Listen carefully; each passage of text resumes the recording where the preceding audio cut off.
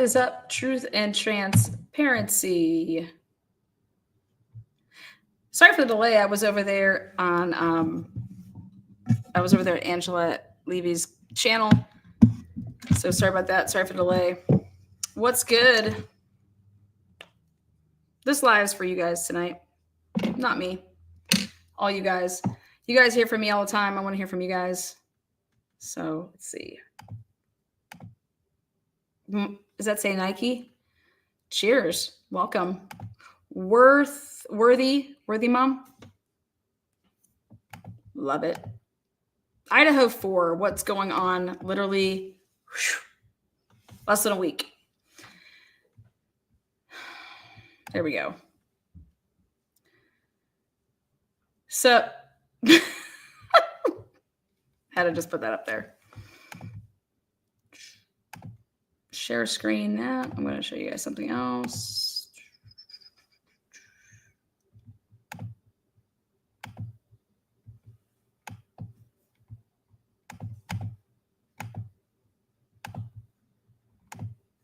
It's open mic night. Don't feel bad when I Irish goodbye you. 2 minutes, click the link. Tell me what you think.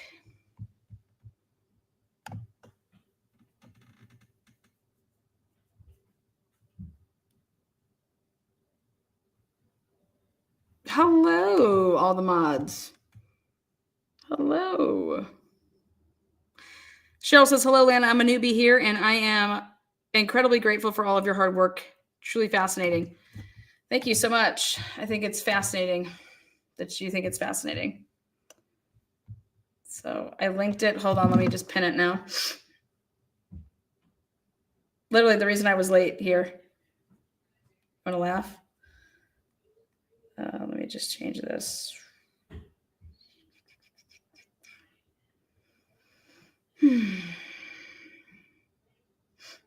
Disconnect that. Disconnect that. Okay. See you here another time. I'm working on the sign off. Somebody suggested one about, and I can't remember what it was. It was really, there was somebody who said, there was somebody in here who said that Lori Vallow's trial got delayed because of competency issues. Okay, but and Jake is like, I don't think he's doing them on app, so we might do that on utterance. Lori is doing really well. Wait till you guys see the crime fix I did for Sunday about Lori getting all. Lori was not happy during that hearing last week, so you'll see it. It's just, like I said, it tells me that they're about like a week behind. Okay, can we get Enon on the stream? Sure, let's just call him up. Let's just call whoever we want. Mommy Ball! Yeah, what's good? Come on over. What's good? Oh, I don't have lipstick on, I promise. I was just sucking on a lollipop. What's your guys' favorite lollipop? Like, mine's, it's a toss-up between sour apple or purple. So...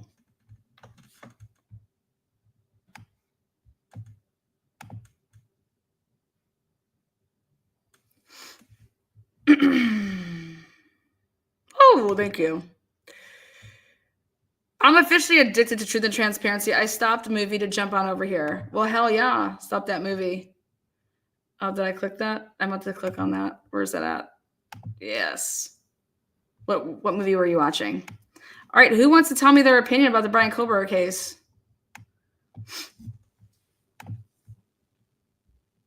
We have a new guy.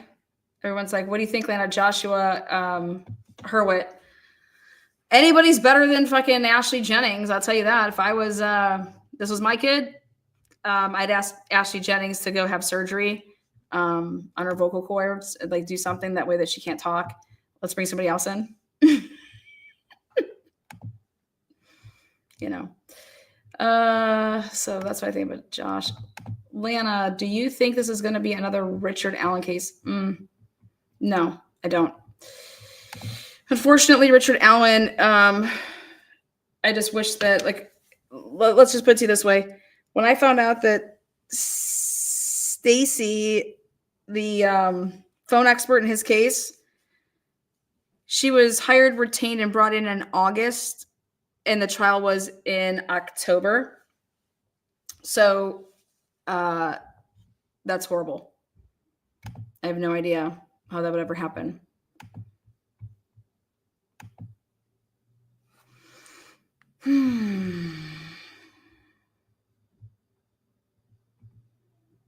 Lana, how do you think the judge is going to rule? Which one? Which one? The judge has to make a lot of rulings. Let's see. The IGG, I think it's out. And I don't think there's going to be a tip. I think that there's going to be no generic tip. The car. I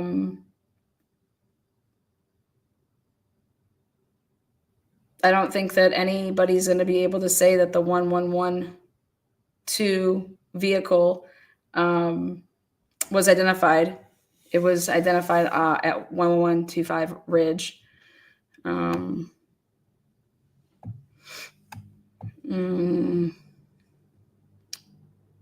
me bring this up. I can look at my sheet and tell you.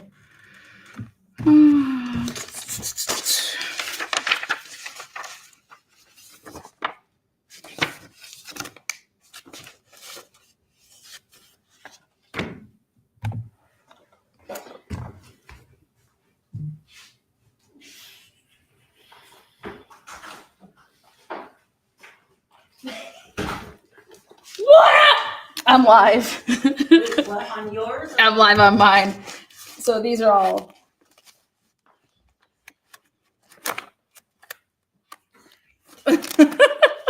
What do you guys want to know? What do you guys want to know about?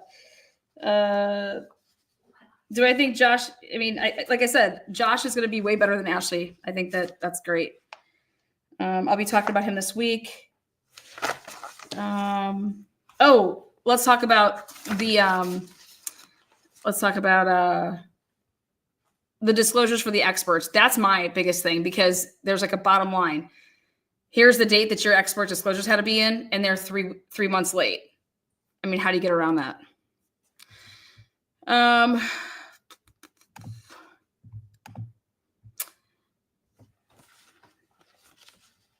Lana, could there possibly be a bombshell like Steve Gonsalves out these streets saying they have video of BK going in and out of the door? LOL, Sam Dunn, case over. That's absolutely not fucking there. I can tell you that right now. What? Who? Wait. Who's saying that? I gotta scroll back up there. Wait a second here.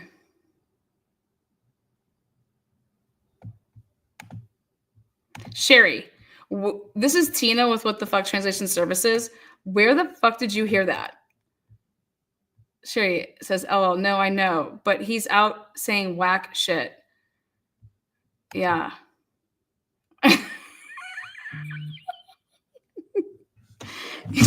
Shout out to my girl Layla, got me on my knees. Layla, thank you. Happy Friday. $20 holler cash app. Thank you, Layla.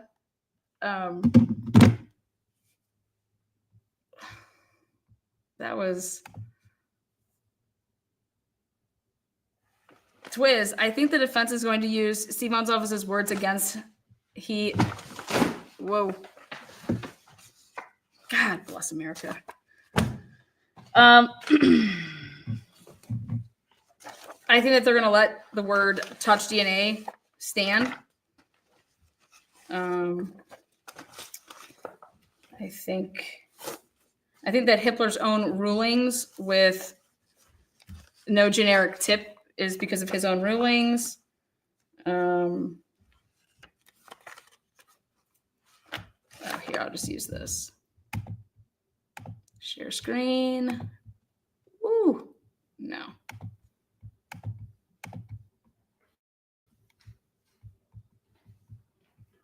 Damn.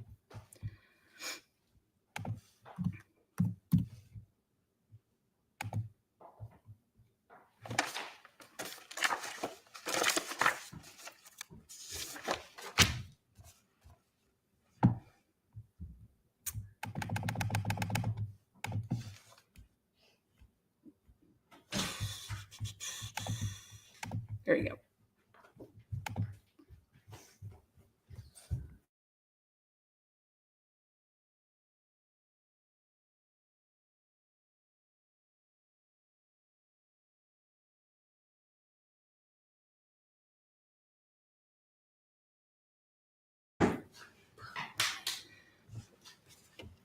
Right there, the vehicle was not identified from surveillance footage in the area of 1122 King Road, and that is a true statement. So,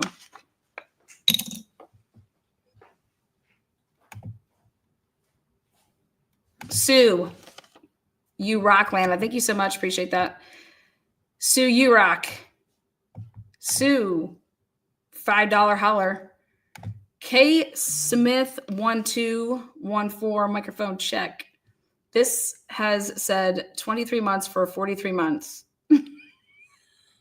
It has. That's some bullshit.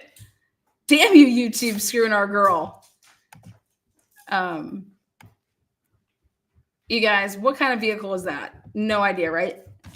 What's even worse is the vehicle leaving.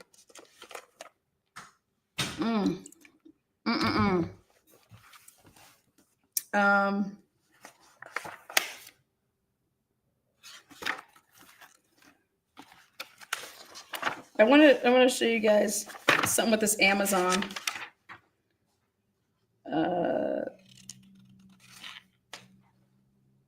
Right there.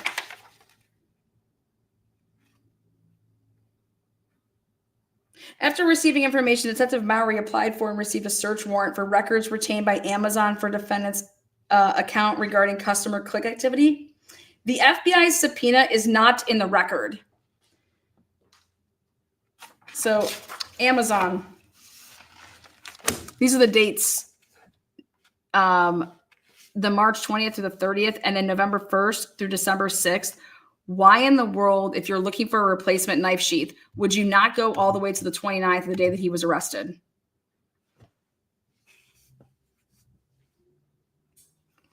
Straight out of Hitler's order. Straight out of...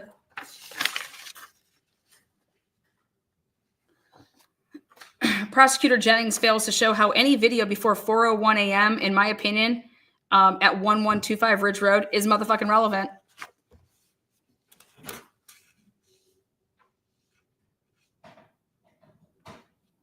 The only reason it's relevant is she's trying to find a,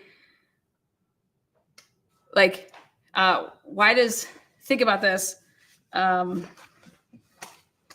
in the day, why would you need all of this? You would just need one video. Say, oh, there you go. There's a car, and it's driving here, and it's coming to the house. So if you have the 1125 Ridge Road video, and oh, here's our Word Elantra. We backed it up, and it went this way, and here it is. We found it, and now we found it again. Why hasn't the picture that we've seen here? Why doesn't that say 406, 404? Where's the picture from it coming in after it leaves Ridge Road at 401 and drives like it says? My question is why isn't this picture the 404 picture going into the area? Wouldn't that make sense? Like, why are you showing me a 356 picture, right? And they're like, well, because you want to show that it's made all these loops and this is the car, then that the 406 is. I cannot believe that you're going to sit here and try to tell the jury that there's only one white vehicle in all of Moscow, Idaho, and that it's not even from Moscow, it's from Pullman. So in my opinion, when Ann Taylor says, what's the relevancy of some of these videos? Like, what's the relevancy of Indian Hills?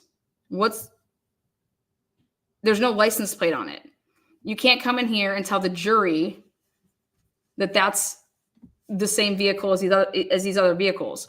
Because if that's the case, then we're going to have to bring in all of these cameras that have all these other white cars. The one that's on Banfield behind on the body cam. The one that's at 345 speeding at a fast rate. You know, the Nancy Grace one I tell everybody about. Looks like a sunroof on that car. No sunroof on BK's car. You guys, if anybody's going to convict anybody over this, I don't think it looks like there's a sunroof there either. But I'll tell you this, I don't care what car is coming in, and I don't care what car is going out, but there is no picture of a car going out. You can't even see what car it is. We have no idea what car is leaving at 4:20. Everybody understand that when you see that picture? We have no idea.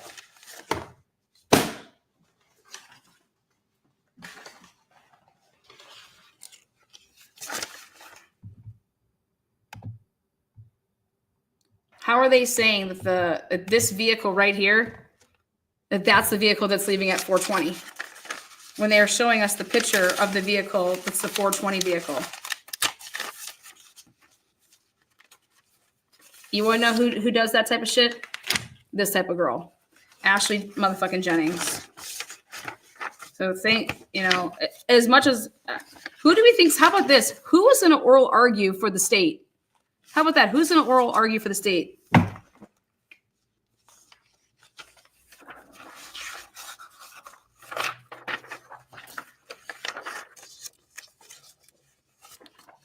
Brian Culver says, sounds good, Ashley.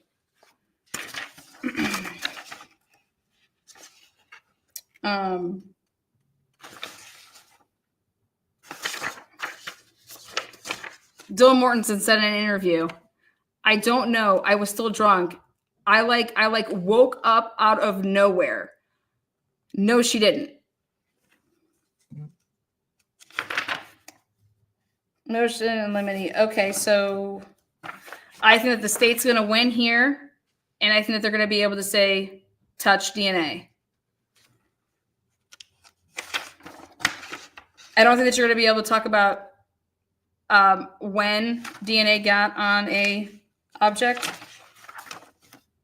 but it's the state's job to say how and when and why the sheath has DNA on it, and then it belongs to Brian Culver.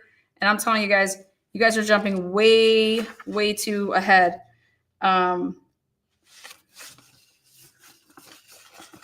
Because I don't even know if the state's going to be able to talk about the sheath. Lana, we need a field trip. Take us to car dealership. Amazon clicks. Now let's talk about Amazon clicks. What do we think? In or out? Who's going to testify to Amazon clicks for the state? They had no disclosures in on time. Who's going to talk about Amazon clicks? Amazon clicks. Who's talking about it? What witness for the state is talking about Amazon clicks? They're 3 months late, and then some guy, Shane Cox, is going to talk about it.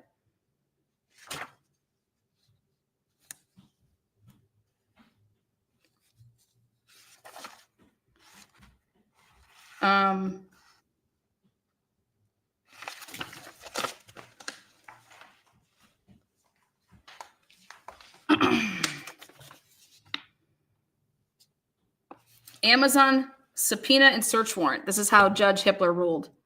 At some point in the investigation, the FBI located an Amazon account associated with the defendant. This is what he knows about Amazon. It was in a ruling. It was in an order. At some point in the investigation, who the fuck knows, that the FBI located an Amazon account associated with defendant. It served a federal grand jury subpoena upon Amazon, seeking order history, records. The FBI subpoena is not on the record.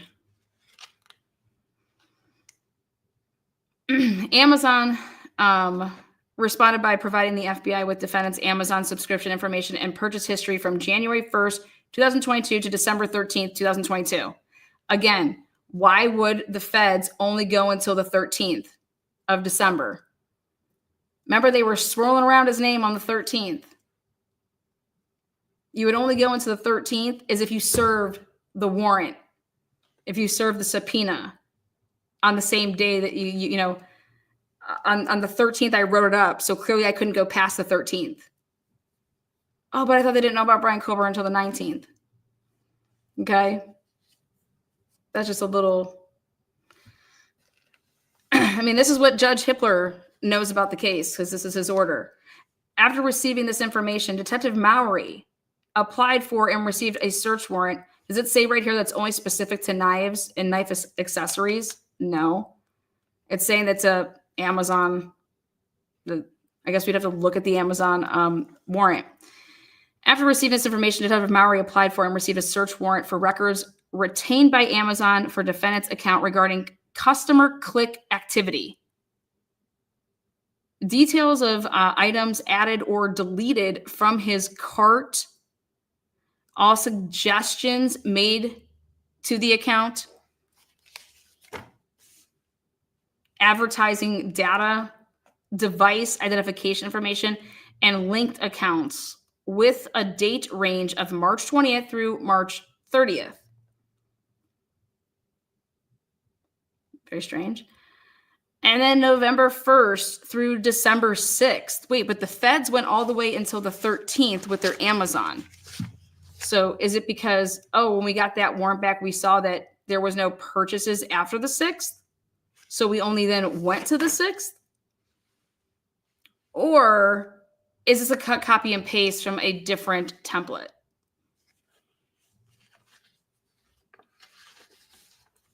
Because let's say that the feds served their shit on the 13th, right? And it came back.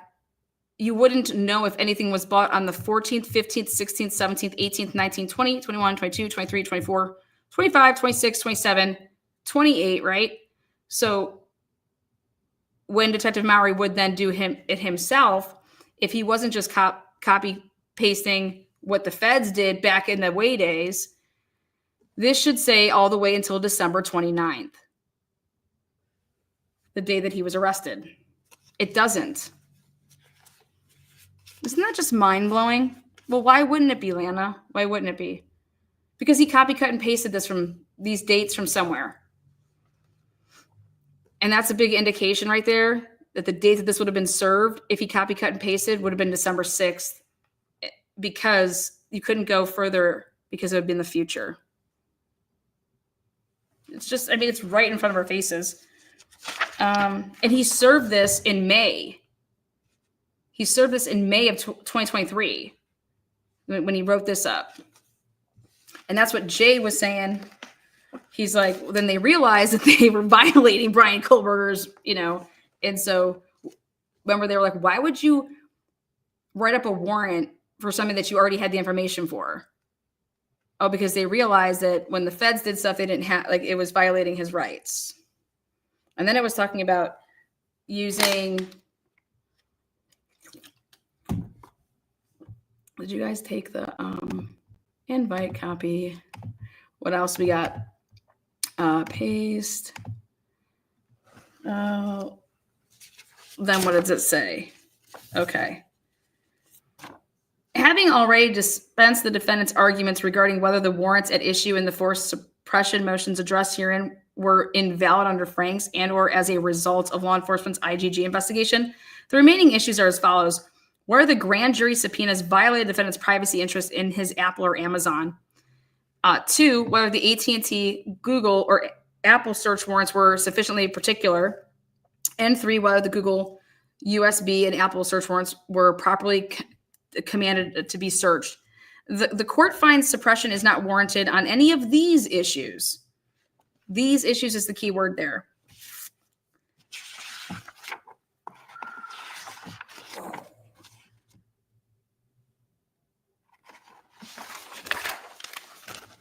Anna, thank you so much. $5. It's not much.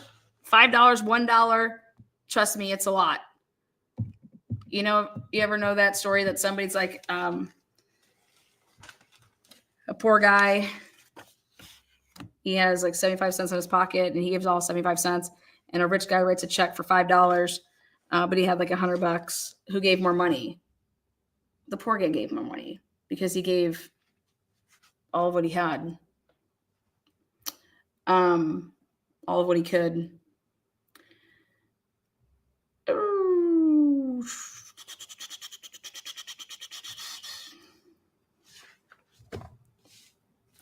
such an argument about this.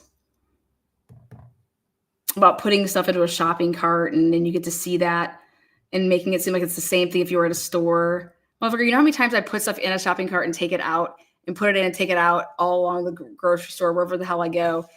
And to think that you clicking on something, fucking shit by accident. You could click on something. It's a damn computer click. You know how many things I click on when I'm like, oh shit, oh wait, I meant to hit this one. I hit this one, like, and I'm trying to share shit. Wild.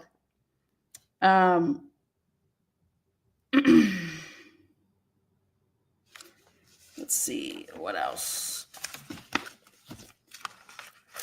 What is on? Oh, here we go. Where's Hippler's? Okay. Ashley Jennings. State's response to the defendant's motion in limine. This is when I knew that Ashley Jennings was just off her rocker. God,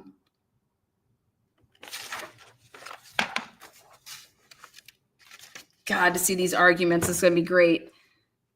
So Ashley Jennings writing this up. And just all Ann said was that I just want to make sure that the FBI, because it's not in their reports, that they're not going to be testifying that they identified a vehicle based off of the 11112 King Road camera. Ashley Jennings goes into a tiz whiz. And she's like writing all this stuff. And she's like, a surviving roommate, DM, reported to law enforcement she was woken up around 4 a.m. by noises. ID at page 4. She's talking about the probable cause affidavit. So when people are like, why are you still bringing up the probable cause affidavit? Because Ashley Jennings cited the probable cause affidavit in all of this shit. All of this stuff. That's what ID at 4 means. Page 4 of the probable cause affidavit. That's what investigators were able to obtain surveillance footage from 1112 King Road, a resident immediately to the northwest of the crime scene. Again, ID. That's the probable cause. In addition, a dog can be heard barking at 4:17 a.m. DM reported around this time she saw an unknown male in the residence walking toward the rear exit of the residence. But she also talked about walking towards her and that I cannot believe a girl would not run out of there. It is totally different than somebody hearing something in a house and being like, oh, wait, did I just hear something? Wait, is somebody in my house? Like, it's probably nothing. I'm going to go to sleep. So different. So fucking different, man. Than you seeing a masked man in your house right in front of you after your roommates were crying. And everyone's dead silent. This is, I have no idea what even the argument is here, Ashley. Ashley, she's saying, wait, you're not trying to tell me that the FBI is going to testify that they identified the vehicle from the pictures that you provided from 1112 surveillance cameras. And Ashley has to gaslight the courts. She says, the same white sedan is seen departing the crime scene at 4:20. The fuck are you talking about, Ashley? You can't make out what car's leaving at 4:20. Nobody can. It's a blob. Did she put the picture in this one?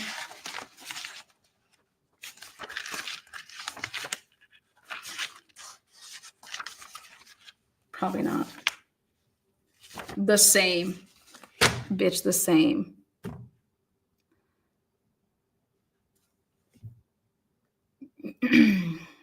Yes, that is right. Who is going to say that that was the car, Your Honor? Not the FBI. Nobody is. These investigators are going to assume that aren't part of, okay, Lana, or whatever your name is. Please tell us what your true opinion on what happened. How do I know what happened? I wasn't there. I'm just determining who's telling the truth and who's not, and by what they're putting out there. I have no idea what happened. The same white sedan is seen departing the crime scene at. So right there is what I would hammer on really, really big in, is that we have no idea what car is leaving at 4:20. Why is it the first thing that she goes to? Oh, here we go. Have a wonderful day. 2 minutes. What's your thoughts? Here we go. Have a wonderful day. Oh my gosh, I just signed up for this. I think I messed up here. Okay, so you don't want to tell us your thoughts on the case? Well, I definitely agree with everything. Well, I do agree with everything you're saying, and I'm glad that you're. Oh, you have to shut off YouTube. That's why you're hearing double. Oh, okay. And then just go through this, and you'll be Okay. fine. Yep, go ahead. Okay.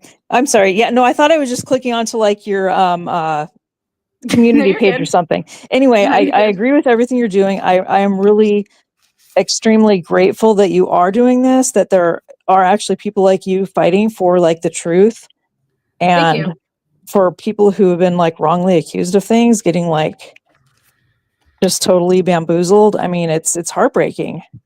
Mm-hmm. Have you been following the case? Yeah, I have. I've just, ever since the beginning, something just always seemed off about it, you know? Yeah. Like what they were saying just never really made it just wasn't believable. Just same with the Delphi thing. Do you think that it's I think one of the things for me is everybody's in a house and 2 people survive, but they weren't, attacked in any type of way. So you have 4 people that were murdered, 2 people they survive, and then to find out that law enforcement wasn't called for 8 or 9 hours, right? Right. And then to find out that not only were they not called for 8 or 9 hours, right? Then we get the other bombshell, which is one of the roommates allegedly, supposedly saw a masked man in the house at 4:15. And so when you put like that all together, I'm right there with you to say like, wow, y'all want us to believe this shit. And it's like, I put it on the detectives right now with all the information that's coming out. What was the purpose for downloading someone like Dylan's or someone like Bethany's or anybody in this case and anybody in any case? When you take a phone because you want it and you want to download it, okay? 2 things. You're preserving evidence. It's for the preservation of it. You got it, okay? And then the other thing should be to utilize it, to look at it. Because if you're interviewing somebody and they tell you whatever they're going to tell you, how are you going to corroborate what they're telling you? Well, look at the phone, right? Yeah. So how is it coming out 2.5 years later that the defense had to have their experts come out and say, yeah, there's stuff that you shoved down the throats of the grand jury that first we were supposed to do a preliminary hearing, and then you went to grand jury, and the stuff that you shoved down the throats of the grand jury was the stuff that you're trying to shove down the throats here in this motion in limine, which is these text messages and that everything was present tense and blah, blah, blah. Well, no, we actually have proof, and you guys had the proof that Dylan's phone, for example, there's at 3:51, she's saving a contact. She's deleting stuff with her dad. She's on websites. There's artifacts that are showing that they were there. They've been deleted. They would have known this as soon as they would have downloaded her phone and actually looked at it. So, and if you're taking somebody like Brent, the dad's phone, and downloading it, they must have had their suspicions on what the hell they were being told as detectives. They're listening to these people, they're writing things down. And so when you would have come across this, what would have been the next move then?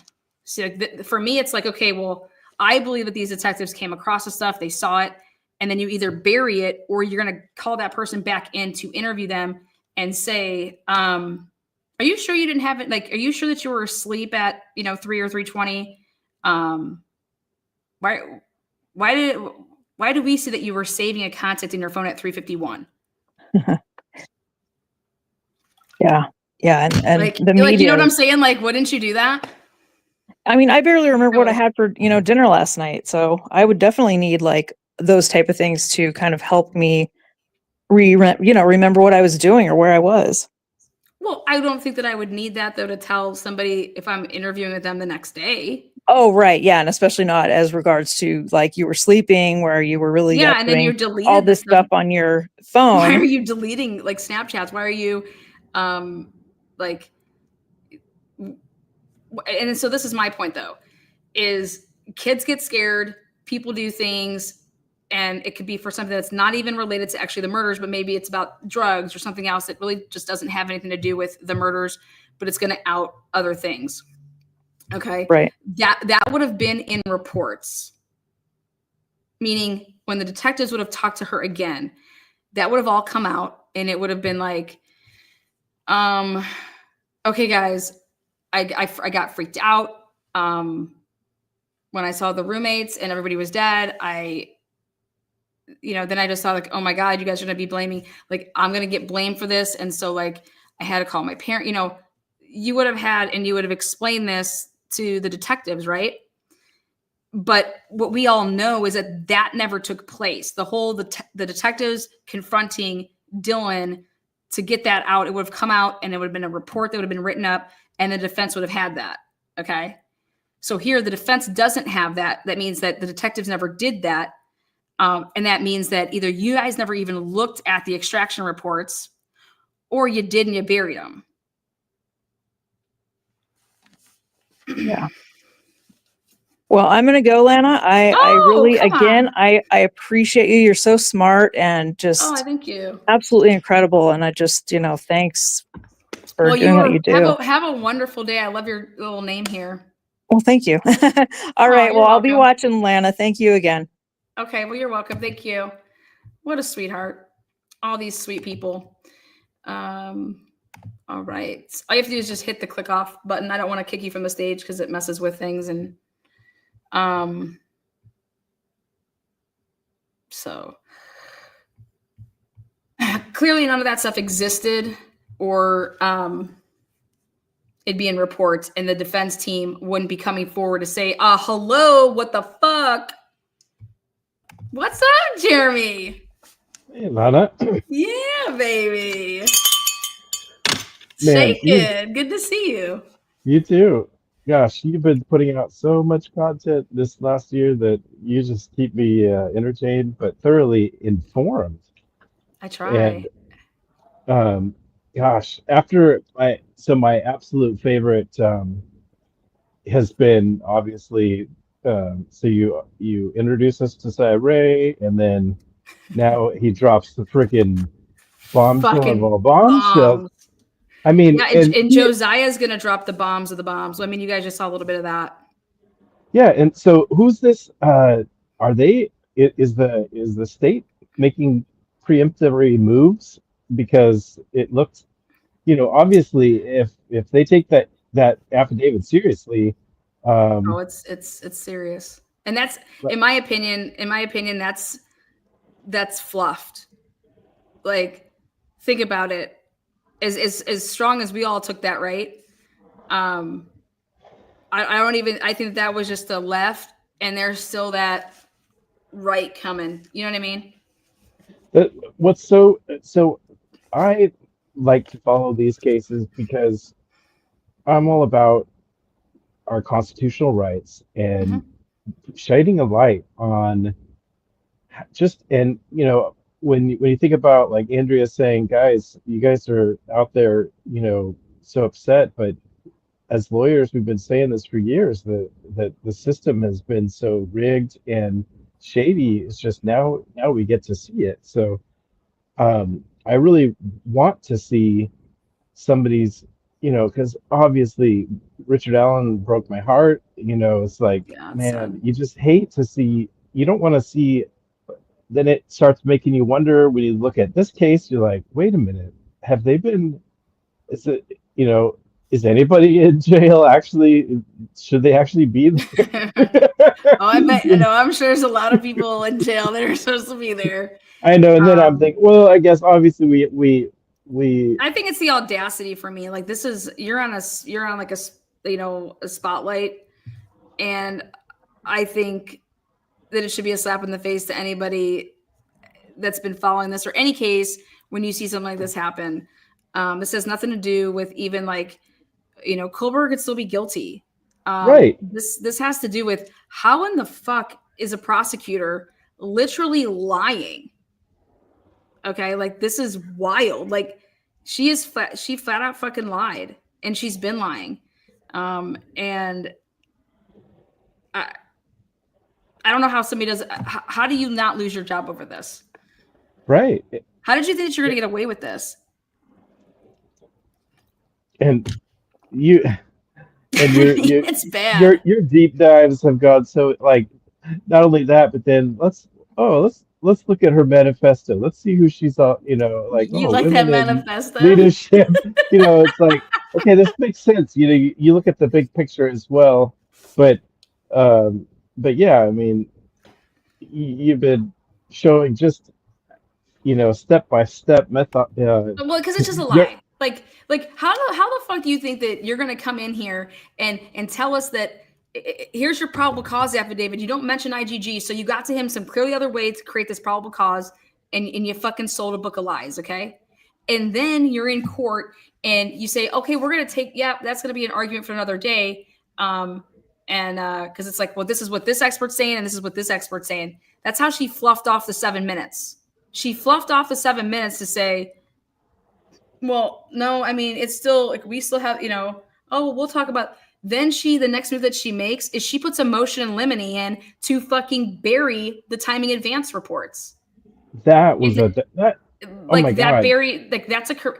She should never work again in this field. Right. I mean, She's like, that's premeditated. Exactly. Like she, not only is she trying to say it's not important, but I want you, Judge, to tie their to not let them talk about it. Yeah. And that's where I think Cyree was like, in all the years that I've done this, I've never seen somebody blatantly like we caught you. Okay, we caught you, and you still didn't cough it up. You still didn't try to make a lie up to be like, we didn't even know that they used this. You know what I mean? And with Cyree's like, okay, laying the foundation, like, okay, the metadata literally says it came from sooner than what they're trying to say. And on 100%. that, I went ahead and called the guy that you're trying to say is gonna, validate your data. Well, and then it makes sense as why Nick Balance doesn't have his opinions in yet. Okay, it's because I think Nick Balance isn't going. I think he's struggling to. I don't think he wants to testify. That's So he's the one you were saying. He's the FBI agent who also was involved in up in Coeur d'Alene. He's done a lot of cases. He knows what he's doing. And that's what Cyree said in one of the, we're not dealing with somebody that's incompetent. Like, he knows what he's doing. And what should sell it to everybody is, I guess people are talking about, well, Lana, Cyree's talking about a different case. He's not even talking about this case. No, Cyree was showing everybody how he knows about, first of all, that you can get timing advance before 2022, number one. Right. He had to show his path on how he knew that. Number two, then he's showing a relationship that Boyd Jackson is the guy, and Boyd Jackson's name is on the paperwork that is involved with the Idaho4 case. And Boyd Jackson's name wouldn't be on paperwork in the Idaho4 case if you didn't go this route with the FBI. Mm-hmm. And so, and of course, I love your stream reading about it, because he kept getting up, but I just hear you screaming from across the room. Like, I'm just like, this is, yeah. And if you really think that Cyree, or for anybody that matters, going to come into a case like this and risk their career to go against and burn every bridge that they've ever built in their whole entire career for fucking what? A quadruple homicide murderer? Right. Think about that. Obviously, we're absolute fucking ridiculous bullshit. We're going to see this with the Commonwealth's experts. Bob Alessi's going to make them wish that they're not ever going to want to testify. Are you talking about the for the Kennedy case? Yeah, but yeah, like you're saying, like people, Cyree is not going to just, especially he made. Ann Taylor has been playing the long game for so long and positioning like every motion. I mean, what are they on the? It's in the 20s now, right? Motions to compel. You mean supplemental requests? Yeah, trying to get like. Oh, they have over. They're over like they're over close to like 500 individual like requests that they've asked for discovery. Motions to compel. The defense had 5 or 6 different motions to compel. It's When I've been trying to go, earlier today, I was was trying to figure out what day was it that Cyril testified, and what day, March or May 30th. and what when did Payne was it testified May Payne? 30th, and then Maury tested a week or 2 before that. So I watched that one today, Maury's testimony, just because I remember that these were all kind of the laying the foundation for what came in. That affidavit is the most. I mean, the fact that he spells it out so much that he can actually say, "I've never seen this in my many years of." Like, it's literally, it's deliberate. And he's got the proof. And I definitely, when you like the way that you've been going over this with the fine tooth comb, what was the date? Paying attention. I love that you pay attention so close to dates, because Yeah, I'm all about dates. you were able to realize that, wait a minute, they had his name. They had Brian Cooper's name before they Back even in the had day. any DNA Yeah. results. Yeah, back in the And- day, I came out and said, I think I said it actually on Daniel's show. I said, I'm leaning towards them having Brian Colbert's name between the 18th and the 20th of November. Okay. Now, if you do the math on that, November 13th, if the timing advances within 7 days, well, geez, Anna, you're a fucking genius.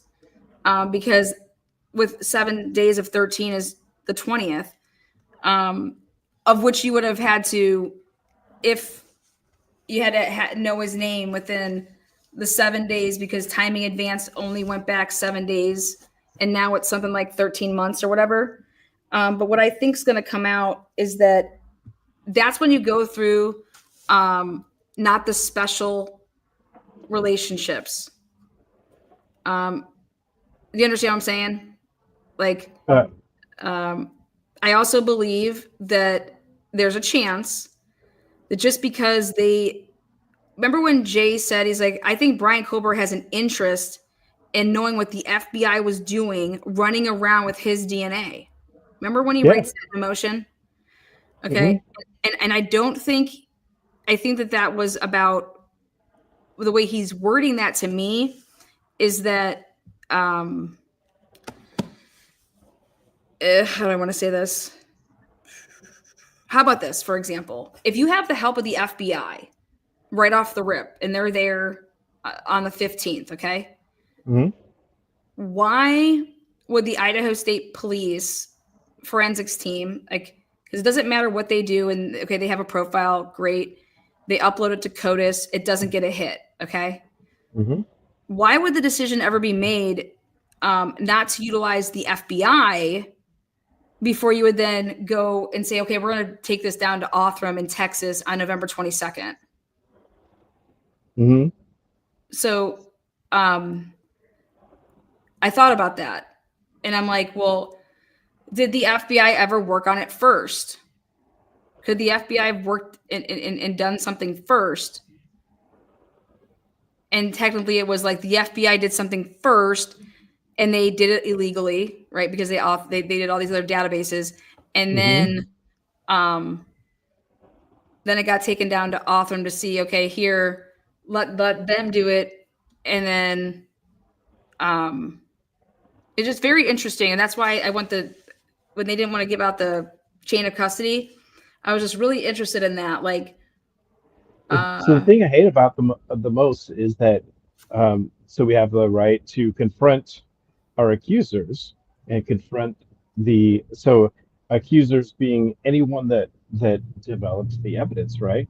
And you can't cross-examine someone who didn't do the work. Like, especially when you have Oh yeah, people like, you can't have somebody testify to somebody that on direct examination though. That's what this is about. well, that too. Like when you have, okay, when and it's funny how you know, in front of Ann Taylor, the defense attorney, these officers are like, I don't remember, I don't know, and then They really in the mean that, though state, they don't know. I've come to the yeah. conclusion they Well, don't that's know the because thing. they didn't. If they don't know, how are they gonna? You can't testify like, I don't know, that just we just found all the evidence in a trash can and we don't know how it got there, but it's linked. It's like what? You know? Well, here, how about this? This has been my question since January of 2023, which is how did you get to Brian Koberger? Because what is going to be needed to be shown to this jury is how you got to Brian Koberger. Because you didn't put IGG in the probable cause affidavit to arrest this motherfucker. So you're saying that you were able to get to him without even doing that. Well, come to find out, you couldn't, because now you're asking the judge to allow a generic tip. And Ann Taylor had a hearing where she called witnesses such as Maury, such as Payne, and they did not come up with his name until December 19th. They didn't. There was no evidence, nothing, and how they got to him was IGG. So that all comes out, and so it's on the records under oath. Now, state, go ahead and present your case to the jury without talking about IGG. Hmm. How are you going to do that? How are you going to say that you got to Brian Koberger? And That's the thing I love about this defense. They how back does him into a somebody do corner. that? Because they lied, because they Yeah. cheated. I don't know if you want to use the words lie, cheat. I don't even. No, I they hate using the definitely words they were cheated because they didn't they cheat. clearly They just reverse lied. engineered. Yeah, But like they the whole didn't like even reverse engineer it. They didn't even reverse engineer it because these people thought from the rip that they would just be able to use a generic tip to say that that's how they developed a lead to be in, even have Brian Kober on their radar. And I'm over here just like, why wouldn't you just say you used IGG? And like that's happened in so many cases that IGG it used. started looking suspicious when the state started saying that they don't even want to use it. Like Yeah, but the they state knows, but hear me out. The state knows Yeah. that they cannot talk, like they have no way to present it to the jury on how they began to investigate Brian Kober because he has Right. no connection to any of this. So if That's you why know they keep that, hiding the cell towers, because they know that he's not in there, and they had to make up their well, own it's not. No, little. they're not hiding the cell towers. Mm-mm. They're Well, hiding the the timing just in no. It's advance. just his. It is Right, for Cyre's his. belief that what Cyre is saying is that they went and they have Brian Kober's timing advanced data, and if they have Brian's timing advanced data, and he's saying that they had it at the time of before they wrote up the probable cause, right? And so Mhm. then you would have known a lot of things, and you just didn't utilize it. Right. Well, and who was it? Was it? Lied, but the other thing though is that people are arguing and saying that timing advanced data only existed 7 days, and if they didn't know Brian Kober's name until December 19th, then the timing advance didn't exist. And I'm saying, no, you fucking idiots! They got to his name before December 19th. Let me put it this way: the FBI is not just going to hand over Moscow puny ass little fucking dimwits here. They're going to do their own fucking shit. They're going to do their own shit first, and they're going to make sure that shit's right, okay? And then they're going to give up the name Brian Kober after they do what they need to do, okay? Yeah.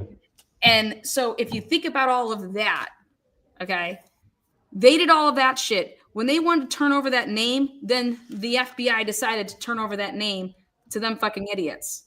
All right, on December 19th. Here, you guys can now have the name on December 19th, okay? Because the FBI was like, this isn't a case that we're going to be taking on because he didn't commit a federal offense. Okay. Sure. We can't take this on. All right. We're going to make sure that he's not a serial killer. We can't pin him to anything like that. Yeah. So just because Moscow Police Department was gifted the name Brian Kober on December 19th, if you think for a fucking second that that's when the FBI had it, I pity the fool. That is right, because like no you way. showed in the search warrants that only went till like what, December 6th or something.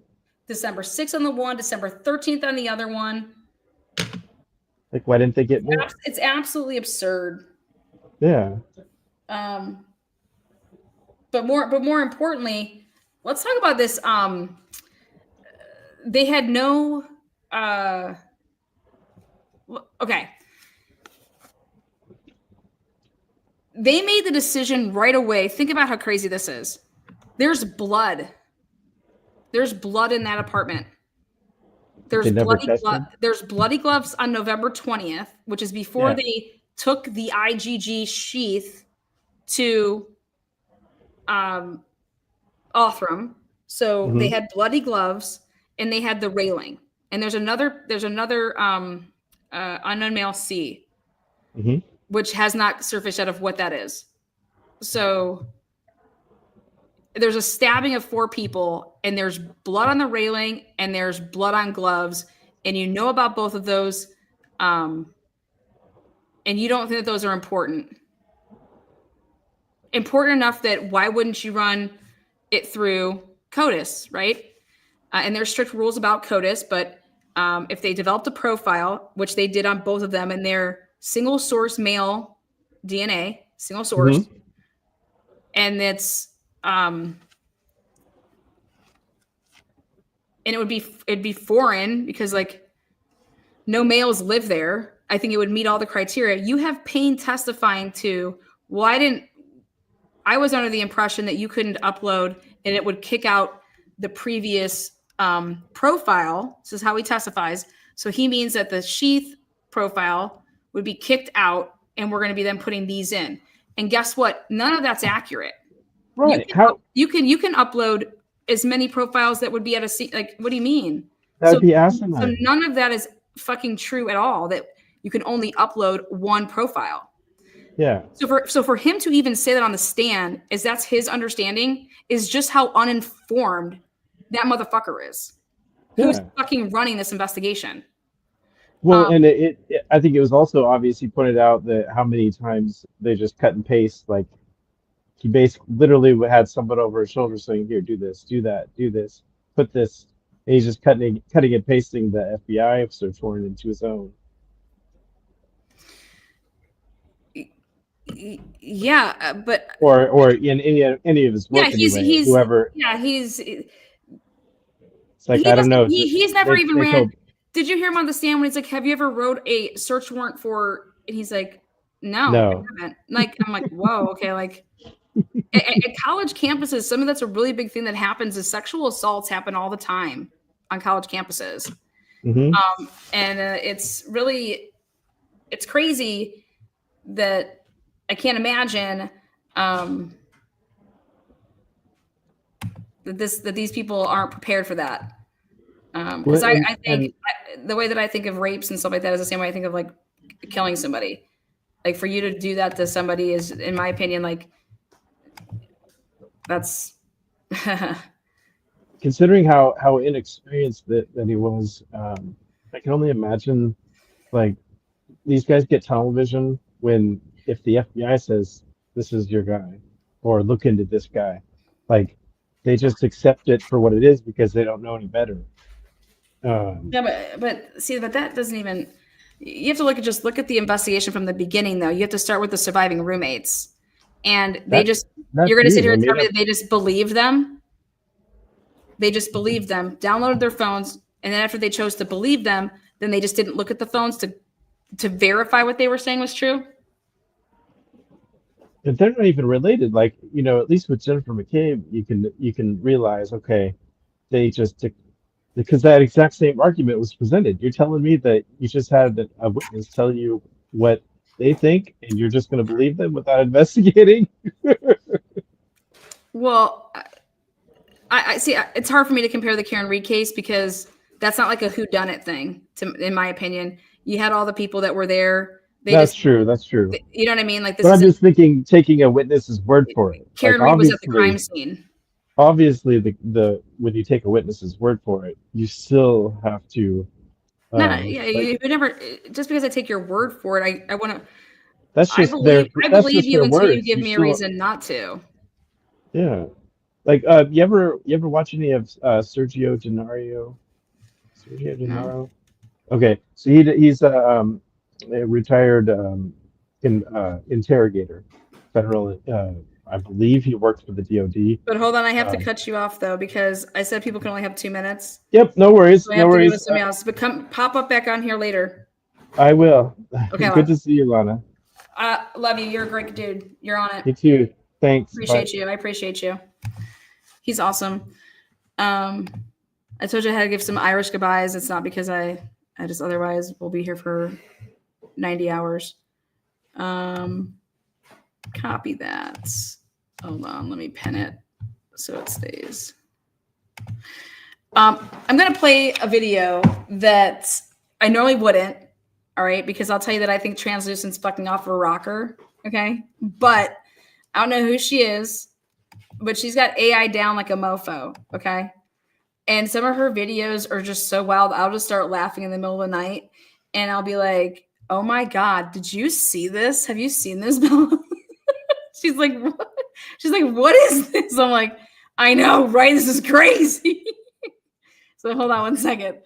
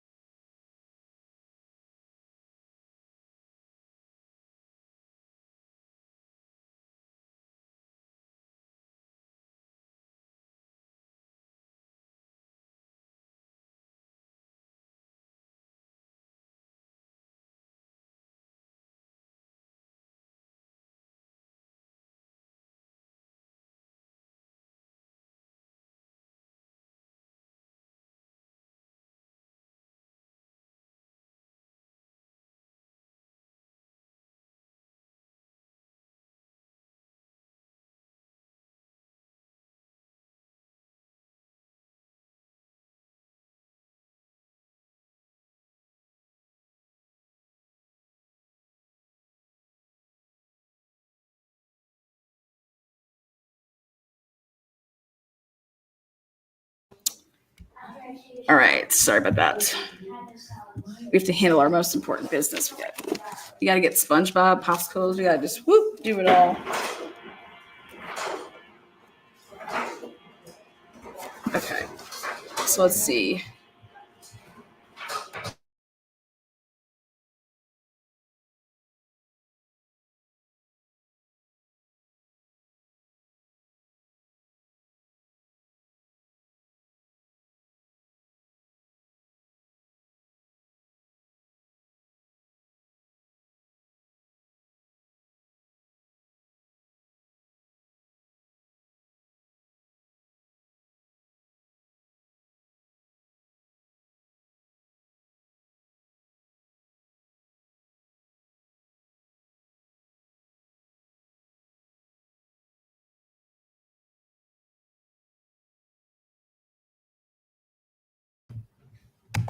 Okay, I want you guys to see this.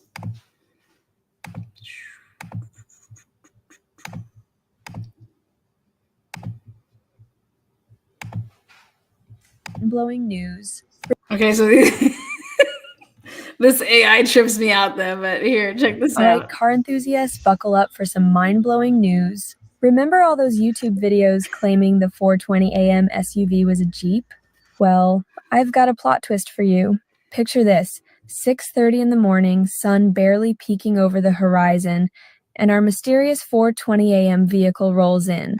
As the light hits just right, we catch a glimpse of something unexpected, a circular badge on the front. That's right, folks, it's not a Jeep after all. All those YouTubers had us fooled, so what could it be?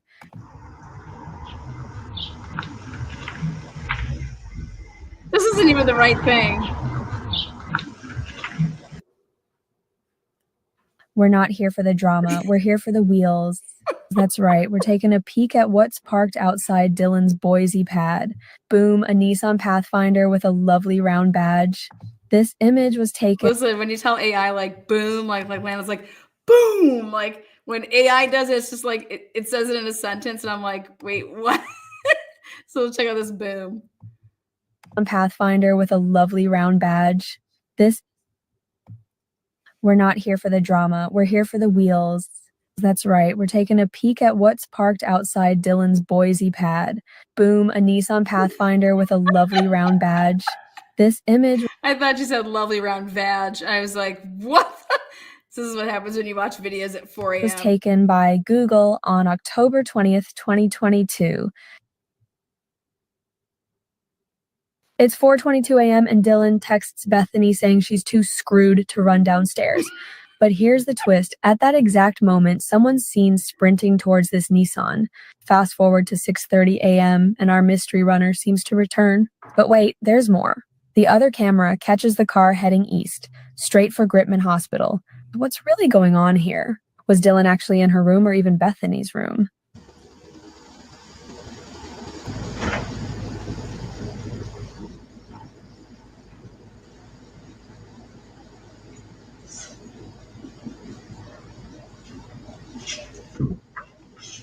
That person comes from. Watch this.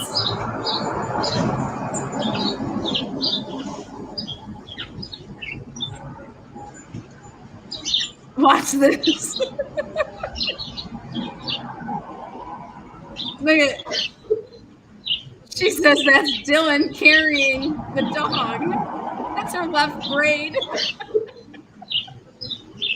Picture this. It's 4:22 a.m. and someone's making a dash from the Queen Apartments. But here's the twist. They're coming from the south side. Fast forward 2 hours and our mystery person is back, but now they're approaching from the north. Now, if they actually lived there, wouldn't they use the same route? It doesn't add up. The plot thickens when we realize there's only one building that connects these puzzle pieces, the house at 1122 King Road. Hey Dylan, we've got your back no matter what. Life throws curveballs, but your struggles don't define you. They're just part of your story. We're here, ready with support, understanding, and encouragement. What in the fuck? This is Tina with the Bug Transition Services. So basically, I took out half of it, if not 90% of it. But there is a Pathfinder, and there was one at the address. So hang tight. The rest of it, next up.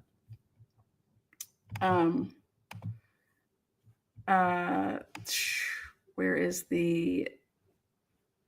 Okay. I mean, you have to understand,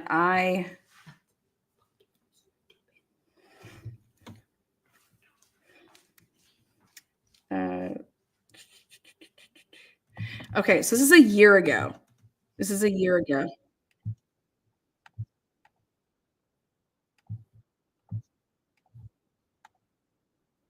Supposedly with Okay. Pullman and Moscow, home to Washington State University and University of Idaho, are college towns known for tight-knit communities and small-town charm. Supposedly, with low crime rates and strong campus safety programs, they're considered secure spots for students. 1 year earlier to the incident at 1122 King Road, a similar incident occurred involving a house of 4 female students. Fortunately, that time they were able to successfully defend themselves. Let's check out this new body cam find by YouTuber Plunder. I was asleep, and then I woke up and it was just me and Sadie home at the time, and we both lived down in the basement, and my door was closed. I heard my door open, and I looked over, and someone was wearing a ski mask and had a knife like this. And so I kicked the shit out of their stomach and screamed super loud, and they flew back into my closet and then ran out my door and up the stairs. It is bizarre. It's this is not something that happens in Pullman. It almost makes me think that somebody was specifically targeting that person. It just stops. Then it just stops. I was like, what the fuck? Anyways. Then I was like, wow. What else are people talking about? You know, because I'm trying to understand, like, let's see. There's one other one. I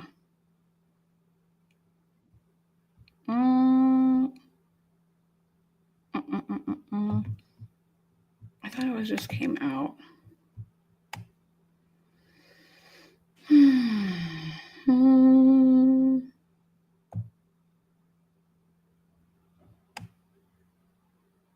Oh, yeah, here.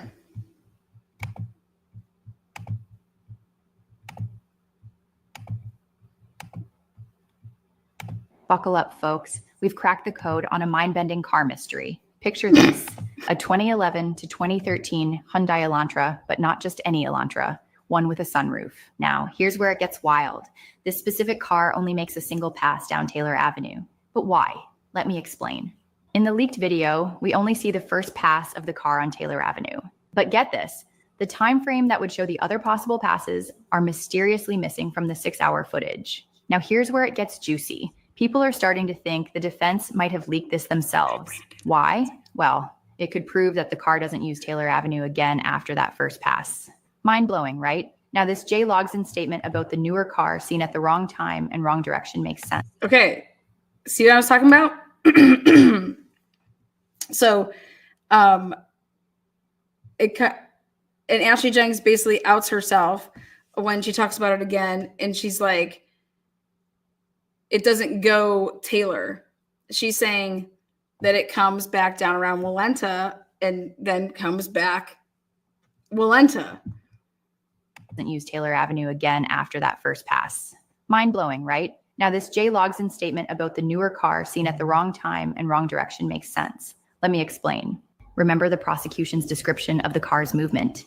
Jennings specifically used hand gestures showing it entering from Steiner Avenue to the 1122 house in an anti-clockwise direction. Now, here's where it gets interesting. This tiny detail actually implies that the camera at 1125 Ridge Road would have caught the back of the car. We know from previous analysis, new Elantras up to 2020 have the same rear design. It's possible the FBI expert combined this newer car with the older one to erroneously conclude it could be Brian's. An expert pinpoints a specific car model, then suddenly broadens it to include an entire generation. Doesn't add up, right? Here's where it gets interesting. The state's trying to prove Brian's ownership of a second car, but hold on. We think it's a completely unrelated vehicle. And get this, it could be a 2017 or newer model.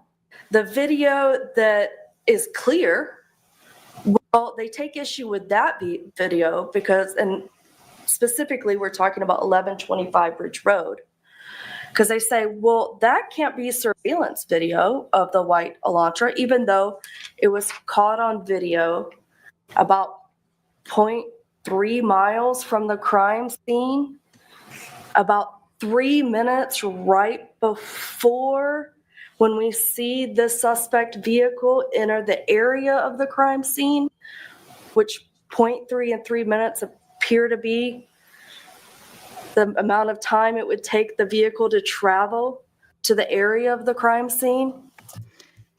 You guys, remember I was just talking about this. I was talking about all of this stuff.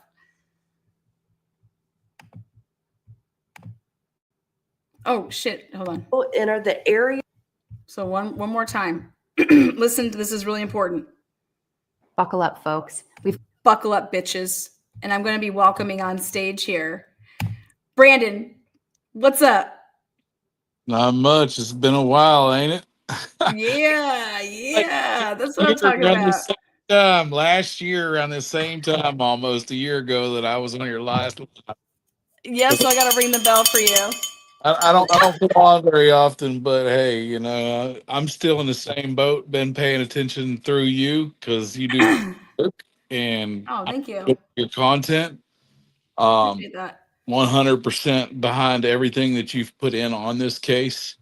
It's very in-depthly studied, and you know, I've back and forth. I listen to other people just to see what they say, and I can't even watch them for like 15 minutes. I'm like, this is bullshit. Yeah, I can't even fuck with it. People are like, did you see this? I'm like, are you kidding me? No, I don't watch any. This is what I wrote out. It's hilarious, but I my can't. question is, what evidence do you have? What evidence do I have? No, what evidence does the court have? What do they have? There's Well, they have DNA on a knife sheath. That's what they have. That's their case. But you can't use that because that's how you got to him through the IGG.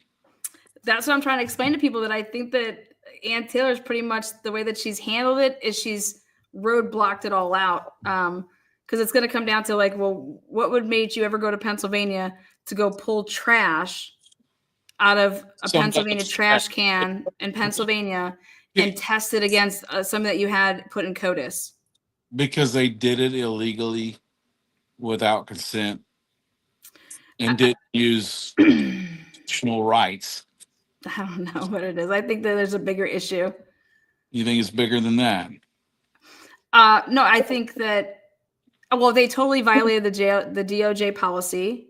And so the feds did the work on it. So if the feds are going to come into court and admit that they did all of these things and didn't follow policy, and then come to find out, okay, wait, then the feds also did the car stuff, and now that's all fucked up. So I think that you're just creating this like, you're creating, I think, a big problem with CAST. Or it's even bigger than that, and they're hiding behind IGG. Doesn't really say how they got there, but you just know that Brian's DNA was not in CODIS. So when you would have taken all the different samples from the house, and even if you would have entered everything into CODIS, you're not hitting on Brian Koberger. And so if you aren't able to talk about the IGG or the family tree in any capacity, how are you going to say that you got the name Brian Koberger to then even go look into who this guy is and then attempt to go get his DNA? But why was the FBI involved so quickly if it wasn't a federal case? No, they just came in to help with resources. I think I was astounded. I still think I'm amazed by the number of people that worked on this case. 120 agents. Not like, I mean, like not just like it wasn't just the FBI has 120. I think the FBI had like they had BAU people, but it was 120 people. Period. So hold on one second. I want to show you this, and everybody else. So hold on. Okay, so watch this from the beginning, guys. Ready? Buckle up, folks. We've cracked the code on a mind-bending car mystery. Picture this: a 2011 to 2013 Hyundai Elantra, but not just any Elantra. One with a sunroof. Now, here's where it gets wild. This specific car only makes a single pass down Taylor Avenue. But why? Let me explain. Okay, so that's the car at 329 that's on the Linda Lane footage. Then after that, Linda Lane footage cuts at 3:30 and all the way until 4:06, okay? Ashley Jennings then totally makes a huge fuck up here. And when I say she knew that it was a big fuck up, because she should know the area and know that there's medians that are in the middle of Taylor and at 1125 Ridge Road. And what she is saying here is that the car is seen leaving at 3:58 a.m. and going the Walenta way around. And that's then the 401 car seen on Ridge Road, and then it comes back the Walenta way to then be the 404 car.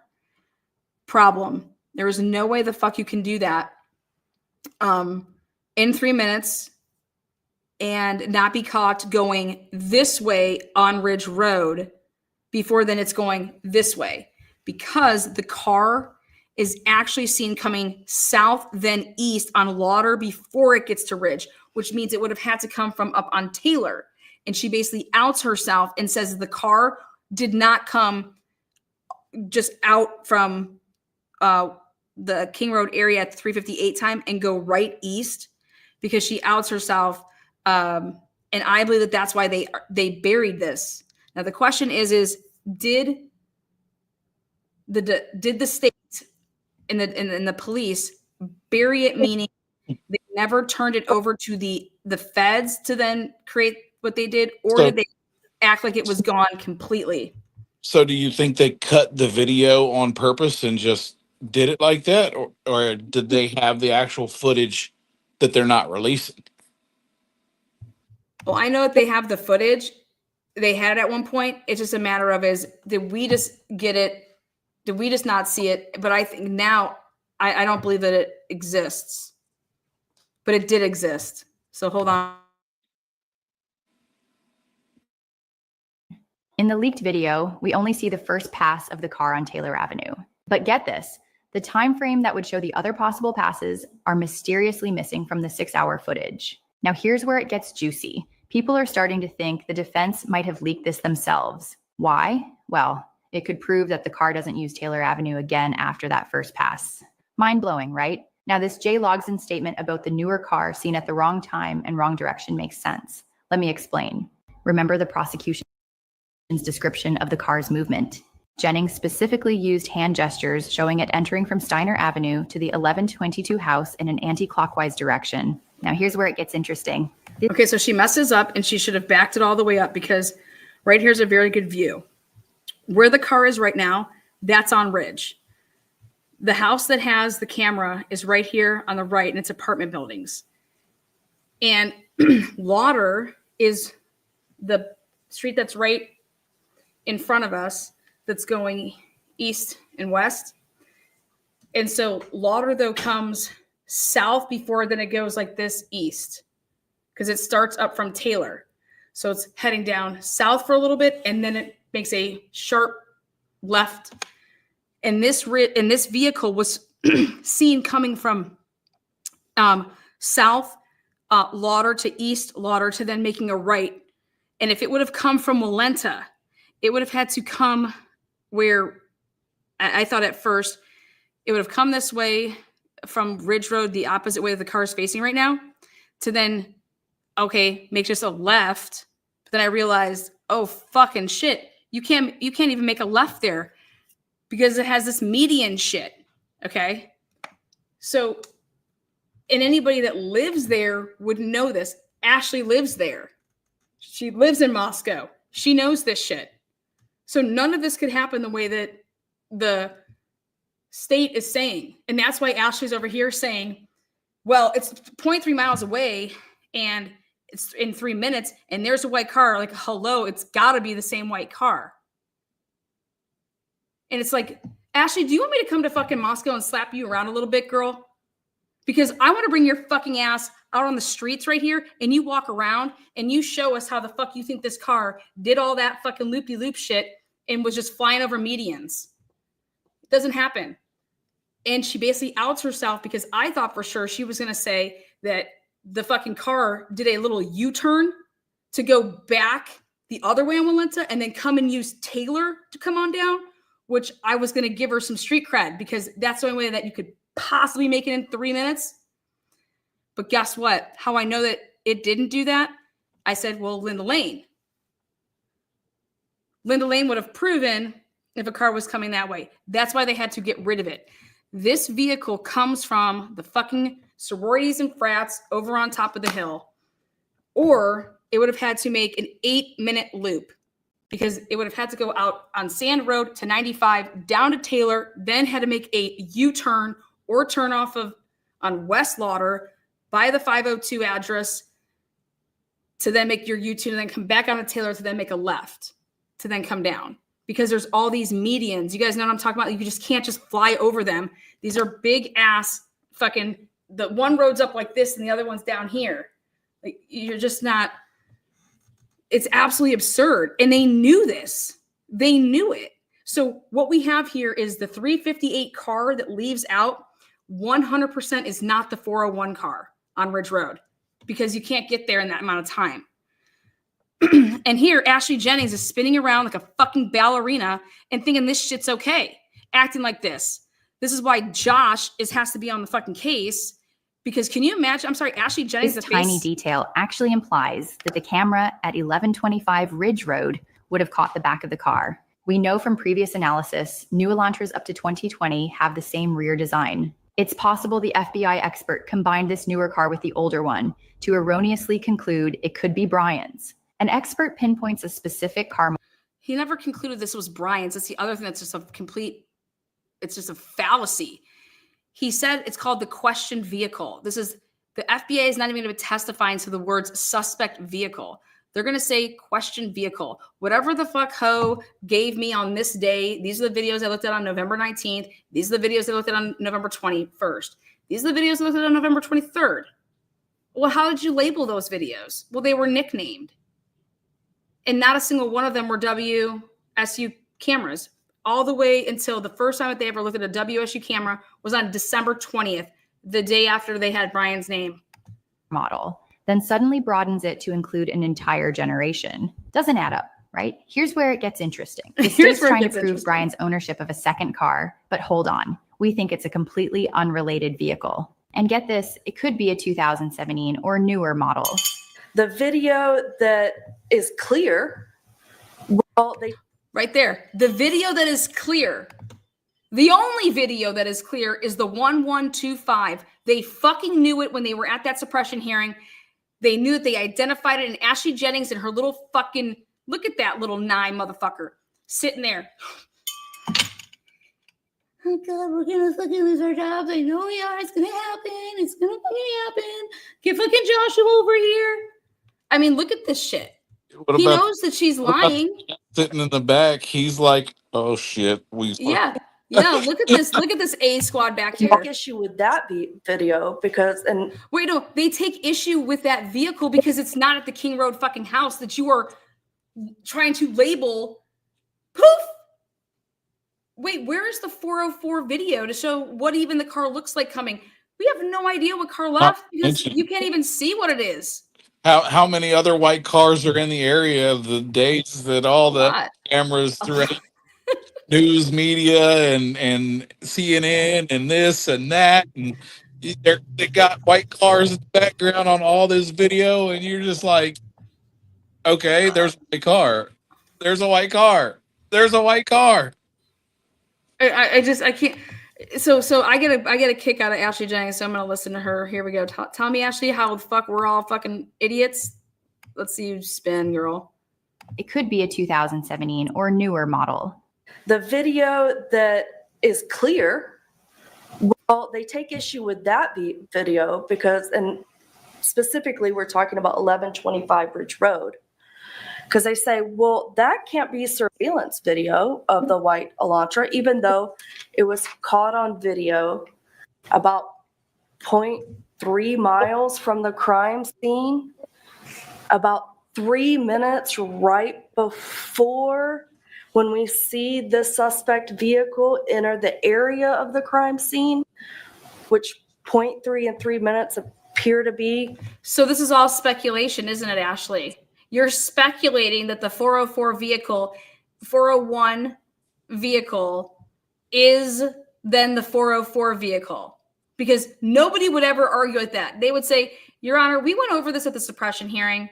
Okay. The FBI identified from this video, boom. Then on this day, boom.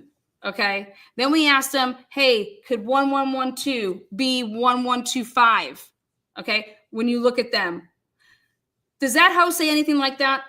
No. She has to say whatever the fuck this shit is, which is, I don't even know.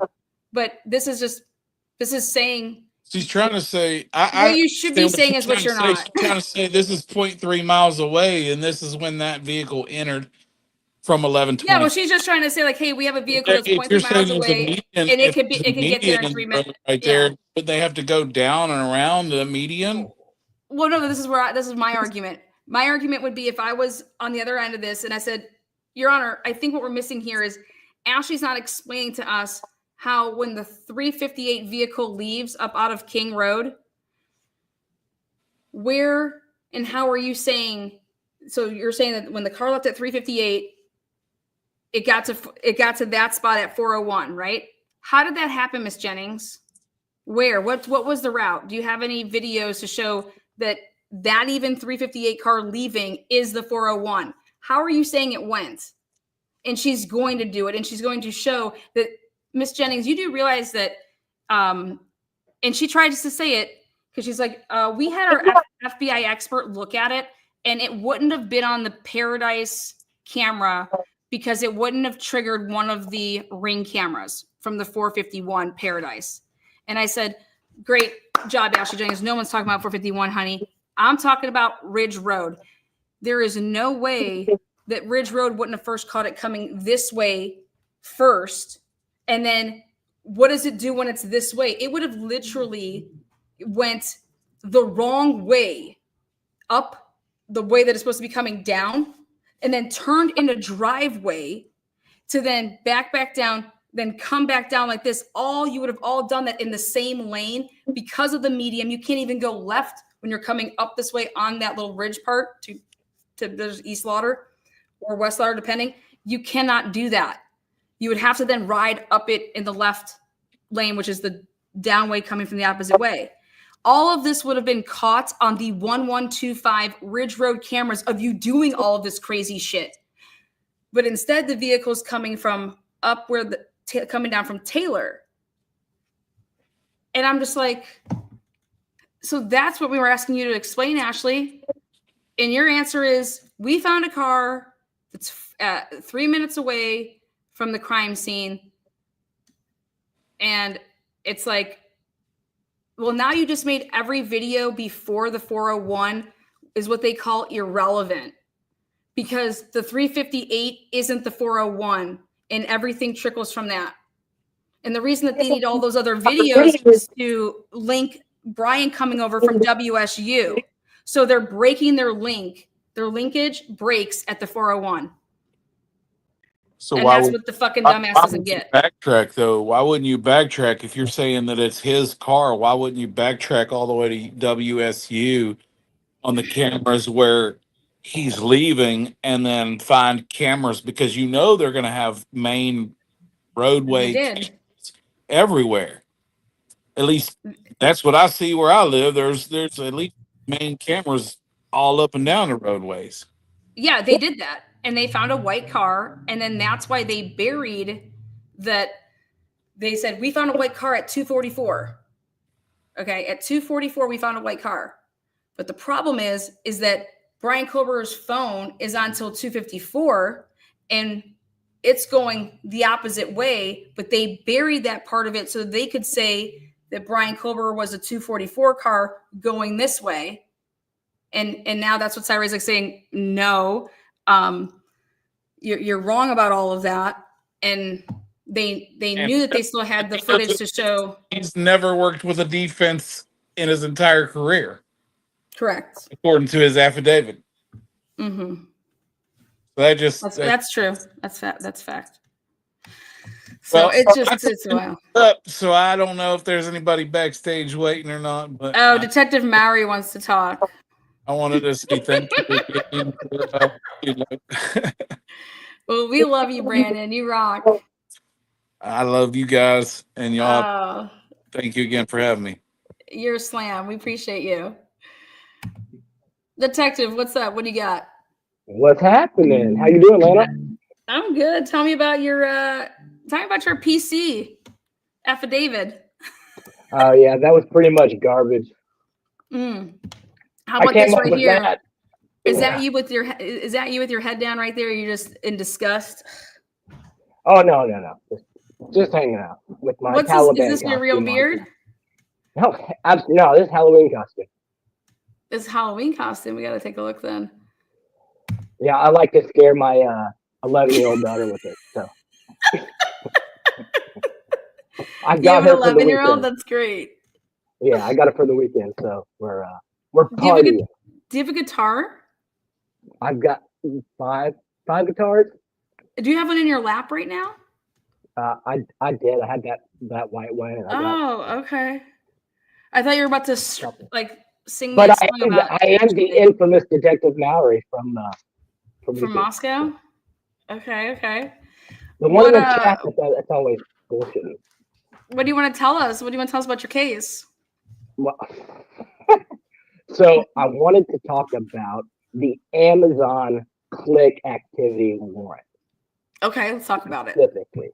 And so I hear what you're saying. What I really think is happening is that from the federal grand jury subpoena, they got that whole freaking year, right?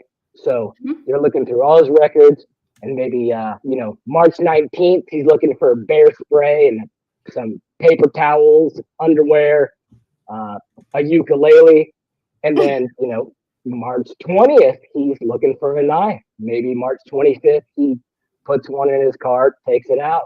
And then April 1st, he's, purchasing regular shit again. Well, in order for the rule of completeness, they have to give over everything that they got from that search warrant. So what they did is they went back and narrowed it so they don't have to show all the non-criminal type things, if you will. That's what I think they're doing. Yeah. So you think that they're, because on the one search warrant, it says that you're specifically looking for knife purchases / accessories. They already knew what was in there from the federal grand jury subpoena for the whole year. Exactly. When do you think, though, that the federal grand jury subpoena for Amazon, that they will not provide the date on that? The feds will not turn that over. My thing is what date do you think that was on? I think that was probably in like April of 23.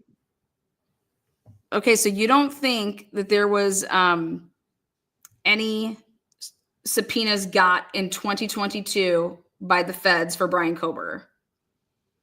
Might be. They might have been a more targeted timeline, but I'm thinking once the federal grand jury subpoena went out and they got the whole year, they picked out, these 10 days, he looked at suspicious items on Amazon that we want to present, and we don't want to show anything else that's surrounding that. And so we're just going to turn over, here's this target area. This is everything we got from those 10 days. Here it is. And sure enough, it has the one or two items that, might be suspicious. By the way, so I have a question about that. Buy a K-bar knife, that big ass knife, and just put it in your khakis without a sheath on it. By the way, that seems like a terrible idea. Well, so I have a question for that then. Well, then why doesn't Ann Taylor, who it's Brian Koberger's account, right? It's his family's account. So why wouldn't Ann Taylor, if that's the argument, is to just say, we're going to be introducing all of the purchases, okay? So my thing is it's all about deadlines, right? So, and who's going to be testifying to this Amazon shit? Come to find out, they didn't disclose the stuff in time. It was 3 months late for these expert disclosures. But Ann Taylor can just pull the Amazon on her own and do a Deus Tecum subpoena and get all of the Amazon purchases, okay? And show that, and then have her expert do all of that. So I think that she has that all handled. I think she has that all handled, though. But the argument that you see where she's coming at, though, with the argument is that, first of all, who's testifying to this stuff and what are they testifying to? Because there's rules with the expert disclosures. There's rules in this, and that we have to have what your expert's going to testify to. You just don't get to come into trial and we have no idea then how we defend it. That's not how this works. You have all of your experts. You guys have had the case for 2.5 years. You should have had all these people. There was deadlines to disclose this stuff in December with the report. Okay. And then the defense looks at this stuff and they see what these experts are going to be testifying to, what they're using. And then they take that stuff to, okay, well, we're going to call up so-and-so and see what they say about this. Is this accurate? Or, and when you do all that, if you're supposed to do it that way, the initial problem that Ann has is that, first of all, these people, this guy, Shane Cox, is who gave you guys Brian Koberger's, he was just the law enforcement portal dude that here, this is the stuff that you asked for in the search warrant. We handle it and I'm providing it to you. Right. Okay. How does then he become this Amazon expert that's going to testify to what Clicks is all about and blah, blah, blah, blah? I have no clue. That is a good question. And they don't, there's no report. It's just like, and where are these certificate of authenticities for all of these records that they've had for 2.5 years? Why didn't they get those when they got the footage or when they got the records initially?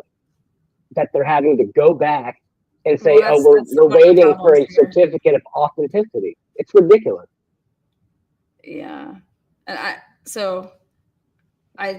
I have no interested. clue how the hell anyone's going to testify. So I don't know who's testifying as far as experts on that side. They haven't even disclosed what items they're using off of any of the 68 devices to show some narrative of anything. Not even like the victims and the surviving roommates of like, how they could have ever come in contact with him or, just nothing. So all we see is like all these bombshells. Like they think that they're just going to waltz in there. Like it's the grand jury, right? Like for this trial. And it's like, at least in the They Karen. still have questions though. They weren't even convinced. What was that? The grand jury, they weren't even convinced. And there was no defense, attorney in the room to even nothing. Yeah. combat any of the things. So I don't know. It's a tough sell for me at this point. But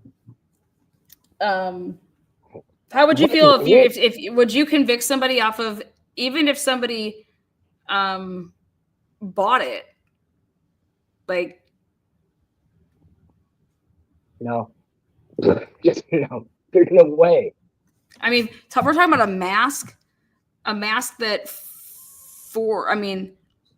I could see if you found a mask of Brian's in his possession that had DNA of any one of those victims, that's what you call as evidence.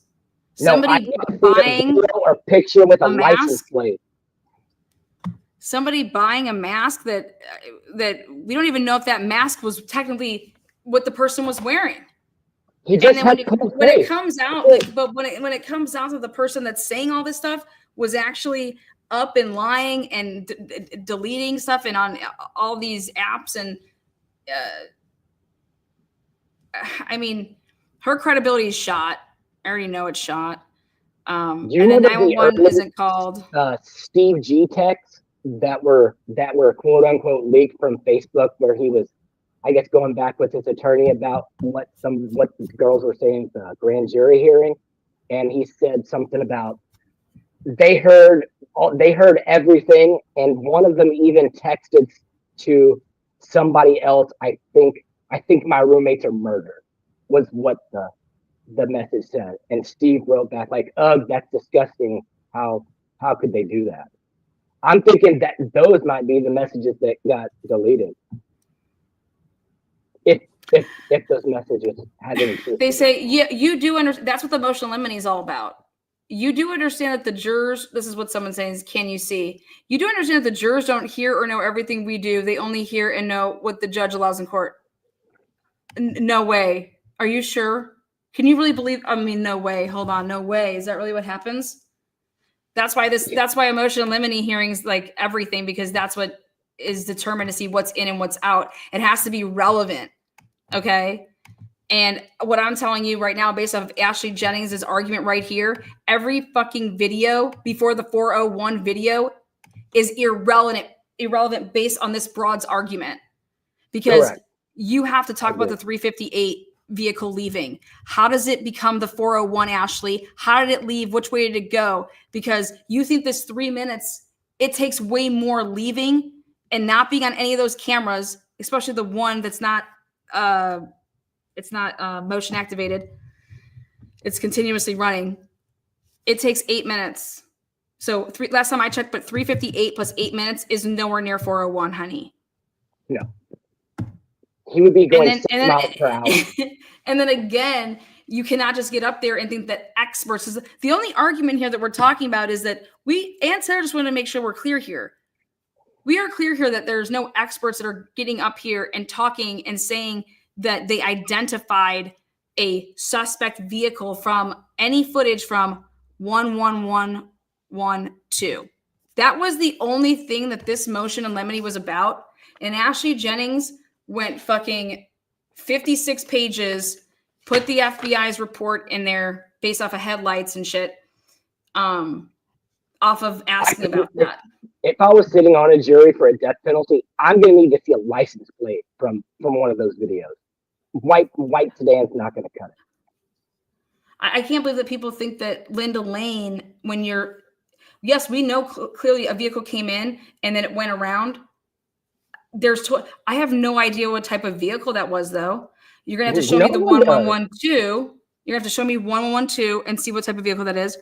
And then the defense is gonna then have to show, okay, they're gonna have to show all of these from 2 o'clock. This is what Anne means by when she says this is going to take a lot of time and wasteful time. If you think that all of that's going to happen the way that they think it is, then we're going to have to spend from 2 o'clock when we know everybody is finally home, right? Or we could even back it up because we have no idea when Ethan and Xana died, right? Because they obviously died in the home. We're going to have to show when they arrive home, everybody. And then we're going to have to just show a continuing running clock to show how many different people and different vehicles all come and go. Plus, we're going to have to say, wait, but also the killer could have already been in the area, not needing a car to get there. And out of any one of those cars that were still in the parking lot, that could be the car that actually leaves at 4:20. And do you know how much time that's going to take? All because they think that they're going to do this way and explain this to the jury that you only have to focus on this stuff. And it's like, wait, what? Nah, there's way too much what stuff? Like, and that's Bella absurd. Is the FBI star witness. She ties it all together. That's absurd. And we're saying that we're talking about the time is of a death. star witness. Are you kidding me? Like, she wouldn't be the star in the third grader's play. Like, there's no way anyone believes what she said. It's ridiculous. She lied to the grand jury. She lied to detectives on. Well, now it's coming out. It's going to come out to this, which is Dylan going to say, well, I was forced. I felt pressure to say something. But if she's saying that she went to bed at 3 or 3:20, that's a lie. She's saving a phone number at 3:51. To say that she just woke up out of the blue at 4 o'clock to whatever. When did she just was at 3:51. She was awake, saving a number. Like, that's not a butt dial. Like, that takes a lot of action. I don't understand. I don't get it. But I don't dismiss the fact that here we have Brian Kohlberger's DNA on a sheath, and I think it's the state's job is to show. It's not the defense's job. It's the state's. Let's not forget. You're going to have to show how your whole investigation led to Brian Kohlberger being the DNA that's on that sheath. How you found that out. Which, how do you do that without IgG is impossible. In referencing it, because otherwise you'd be lying. And then you're going to have to show how an item that is totally mobile, right, was there and got there. Like, that's on the state to do all of that. This is not on Brian Kohlberger or any defendant. It's on the state to present their case. And what I will die on this hill is that there is no way that Ashley Jennings or Bill Thompson would convince any jury of any of that. You needed somebody like Josh. Thank God he's on board, because those victims deserve somebody like Josh. Okay. Thank God they deserve a lawyer like Josh. And so when I saw that, I was like, thank God, because they don't deserve an Ashley Jennings. The victims do not deserve people accountable. So. Yeah, they're going to be held accountable. But I'm saying, but Joshua doesn't change. Mr. Hurwitz doesn't change the evidence. Mr. Hurwitz doesn't change any of that. No. Okay. Your evidence doesn't change because of what prosecutor you have. But he does change the perspective that the jury can. The way that he will interact with the jury compared to these freaking frackers. I mean, at the end of the day, right? At the end of the day. At the end of the day, whatever it is, at the end of the day. Well, we appreciate you, Detective Maury. You're always on top of it. Thank you very much. All your hard work goes every day. We're watching your shit and enjoying it and getting the most out of it. So, no, thank you very much for everything. Minutes doesn't matter, according to Ashley Jennings. And this assumes that cars can't, change their direction of travel, So yeah, it's you're giving me Jessica Hyde vibes. Do you know who she is? I don't think so. Never mind. Oh, I love it. Like, You're awesome. See, take my fake turban off. if you know, you know. All right, Detective What's Maury. your name? What's the name? Detective Maury, keep popping up those FOIA requests for me. I do appreciate it. You got it. Every time you respond to my FOIA request, it happens so quick. I'm gonna get on that right now. Okay, I'm just gonna enter one right now. Okay. All right, buddy. I'll talk to you. All right. Okay. Give it up for Detective Maury. Always just a gem. What is up? We have Crazy Cutie. Hey, hon, can you guys hear me? We could, yes. Okay, Good. wonderful. I'm not going to stay on too long. I do have the flu, but I was going over the 911 call, and I had noticed a few things I kind of wanted to get your opinion on, because I haven't heard too many people talk about it. I do apologize. Three things. I'm going to mention them first, so I don't forget to mention anything. The first thing is at like the 25-minute mark, I think I hear DM say, "Wait, no, she's blue," insinuating she's already seen Xana. And then I noticed like when they redact the phone number, it sounds like you can hear like a tape fast forwarding.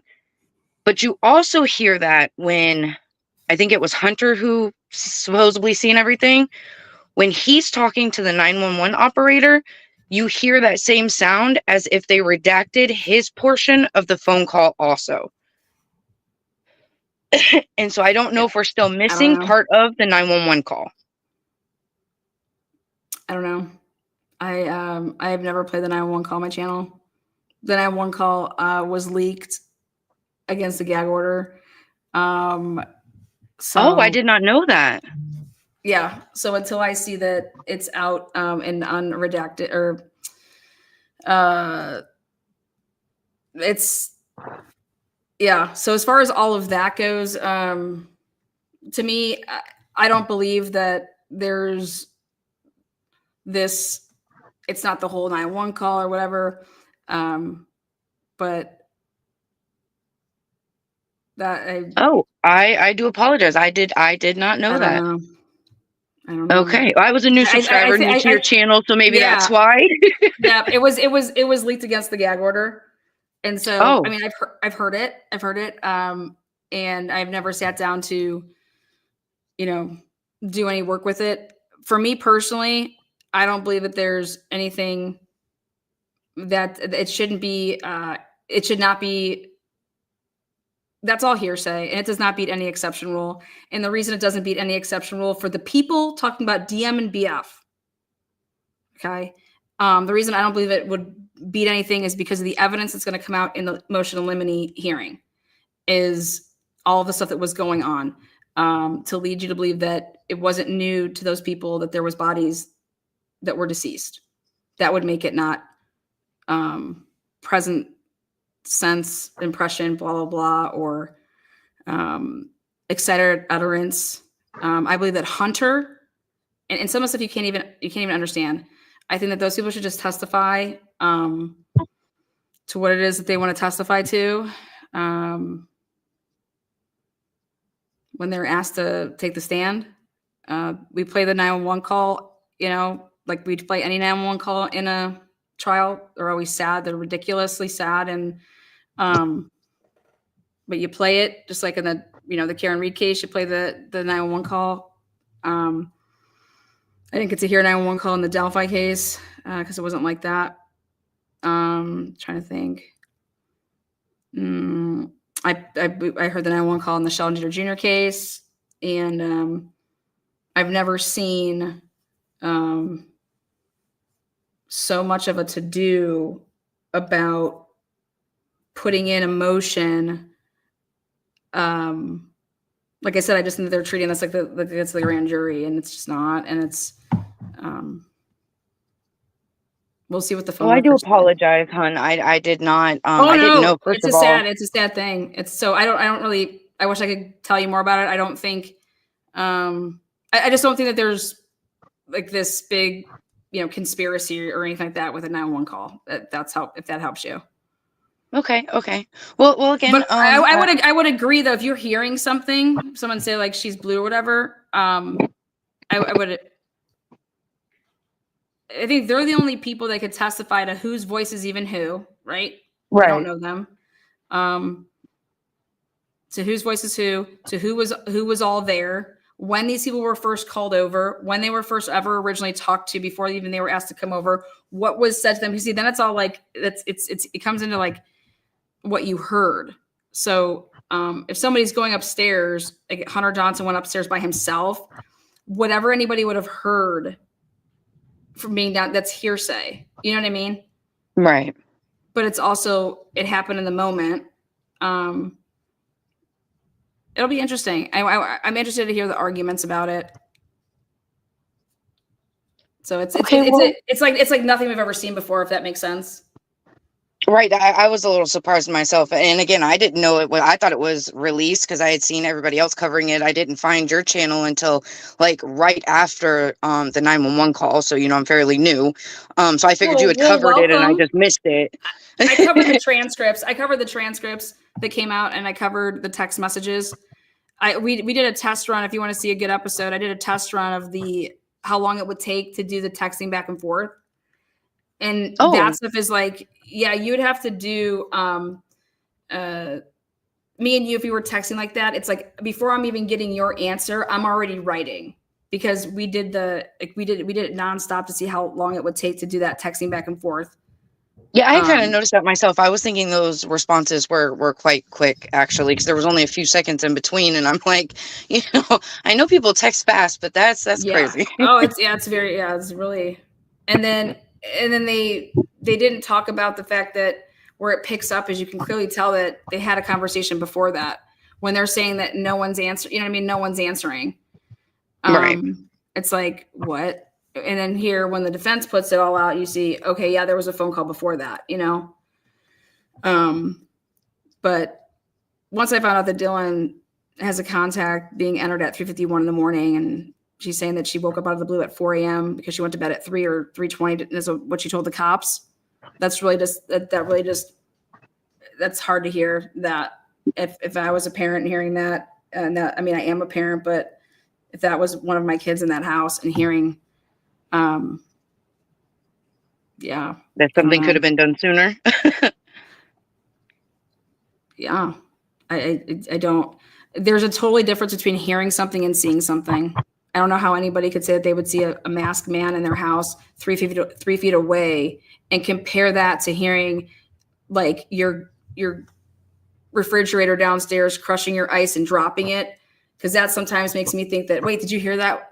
That like, that is right. That is so different than me being 3 feet away from a masked man in my own home at 4 o'clock in the morning. So to compare those two things and even try to justify that those are remotely the same is absolutely absurd. No, they're incomparable. They're totally not. And then I will give you this though. If y'all play pranks on each other, those are wild ass pranks to play. But more importantly, where was the text to say, yo, so-and-so, knock it off. Like you're scaring me. Like, you guys, okay, haha, funny. I'm done playing something. Yeah. Yes. Like, what the fuck? Like, where is that? Any of those text messages? And right. And they're not there. At least that we've seen. Yeah, because it's definitely not the full conversation, I don't believe, because like you said, there are some things missing, whether it was in phone calls or just stuff that they redacted and didn't release, but it just doesn't flow like a natural conversation, even in the text messages themselves. So there's got to be more somewhere, or it just doesn't make sense. Well, that's what I think, that they were deleted, but we'll see. I don't know. Okay, well, thank you so much, honey. Oh, you're love awesome. The channel. You're awesome. Thank you so much. Welcome. Okay, have a good one, love. Okay, you too, hon. So Lana, based on the amount of blood from Ethan and Santa, it is likely they lived quite a long time. I have no idea how much blood. I don't know what to believe anymore. There's been a lot of crap. We have no idea what to believe, but I'll tell you this. Take out 911. I don't know who would stay in a house after. There's a door right there. Wouldn't you have gone out the door and got out of there? I don't.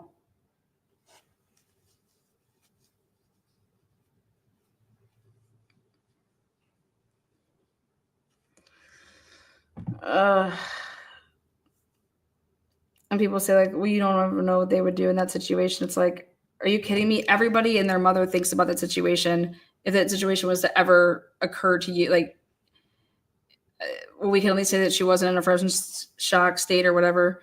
I don't know any girl that wouldn't get the fuck up out of there. And you'd bring somebody back with you. Because I get it, like, dude, I'm fucking hammered. I'm not calling the cops. I'm underage.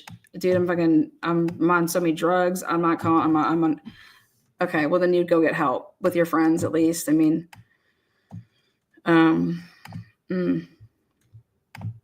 Sunny Days, what's up? Thank you, Lana. I love your in-depth dives and your intelligence. This is also, oh, hi. Smile. Let me get some of you guys. Goldie B33 for Lana's law school fund. Shit, girl. I'm having way too much fun doing this with you guys. Law school, so I can hang out with those dipshits and fucking happy hour. Can you see me and Ashley Jennings hanging out at the bar? I'd look at her and I'd be like, what the fuck are you doing, dude? I saw you on TV the other day. You look like pure fucking ass. You're making us look all bad.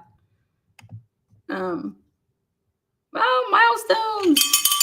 So thank you so much, Goldie B. $100. That's fucking sweet. I appreciate that. Maybe try to take down my Brent Kapaka fucking videos. Can't take the heat. Get your ass out the kitchen. K Miller, 20 people turning green. 20 people. 1-800 the goat. What a name. K Miller. You're such a sweetheart. 1-800 the goat. This is a new name for me. I love the name. Welcome. Lisa, oh my God. I have to say, I have to give you props. You asked Andrea what she thought about Ashley Jennings saying magic shit. I just fucking, when I saw that, I hit the flow. Props for you for asking that. That was awesome. Lisa turned 5 people green. Hell yeah. The Cherokee Rose super sticker. Thank you. April, how you doing? April sings 5 Truth and Transparency memberships. Thank you so much.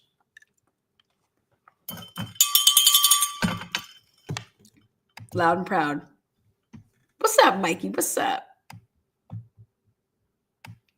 Goldie B33, you need a ticket to Idaho. I got you. Fuck yeah, you got a house? I mean, damn. Trust me, I wanted that trial to stay in Moscow. I had it all lined up. I had everything perfect. So if there's anybody out there that wanted me to be saying that, oh, you wanted to move, no. I told you all secretly.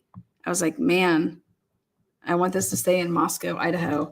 I believe that jury is going to need to go around that area, especially if they're going to be listening to Ashley Jennings talk about streets and shit like that, that it's only 0.3 miles away.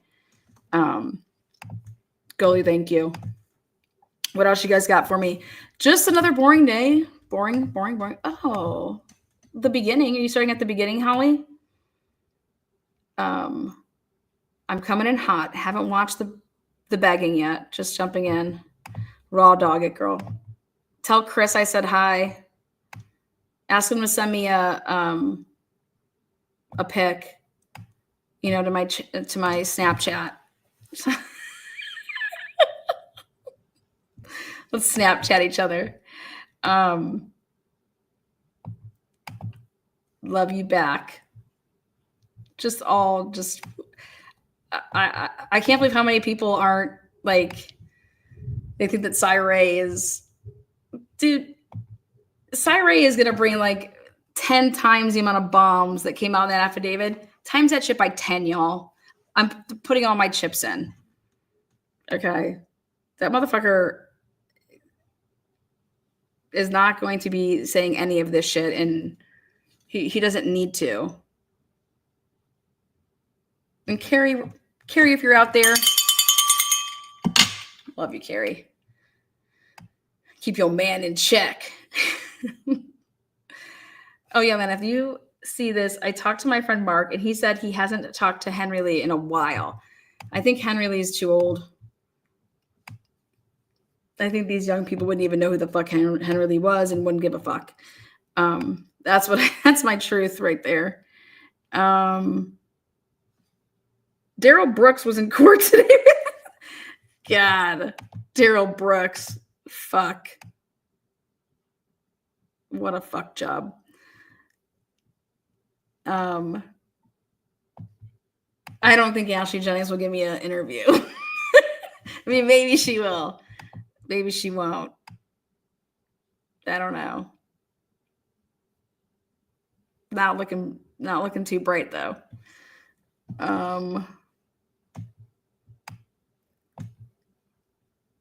Lana, who do I think actually did this crime? A six son of a bitch or two or three? That's I don't know. I don't know. It's fucked up though. Could be Brian. There's DNA on a sheath. The state has to explain how it got there. And then people say, because he killed him. Okay.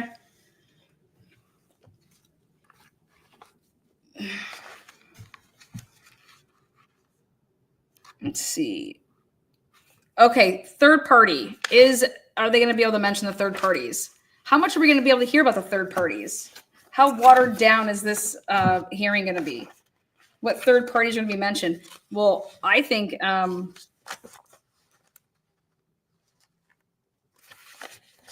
here.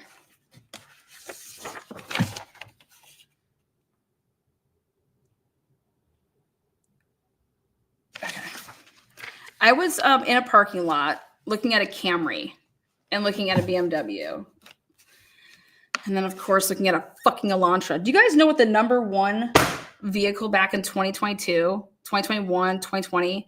You know what the number one vehicle was if you go to these rental places to rent a car? A fucking white Elantras. Those are the hottest rental vehicles.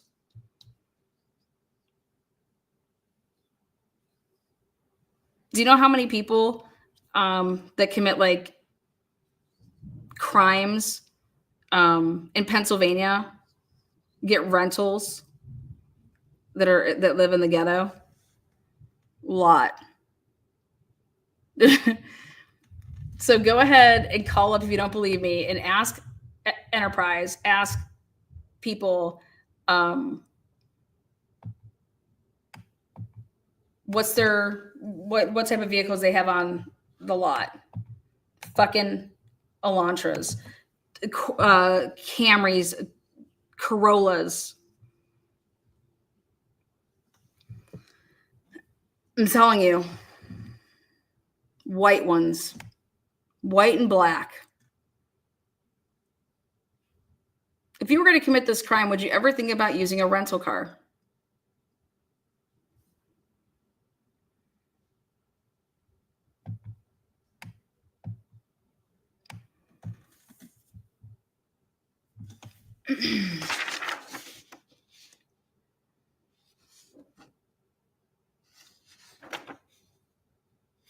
Okay. I want to talk about Kelly for a second here. Kelly Farley. Deep dived it. Okay. Kelly Farley gets arrested on 11/3 and 11/7 of 2022. There was like stalking and then like some DV shit. Okay. Staggered like 11/3. And then she had her arraignment and then she was out. And then she got rearrested on 11/7. Okay. And then she had a hearing, like date, for a bunch of different crap, with her fucking shit. Well, it comes to 12/6 and she's supposed to come to the courthouse for her court hearing. She doesn't show. She does a no-show. She is a no-show to a court hearing on December 6th. a no-show in Latah County.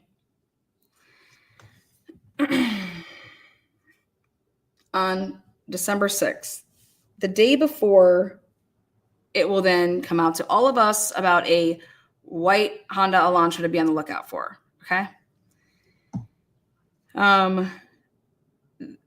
Then a week later, Brent Kopaka, there's this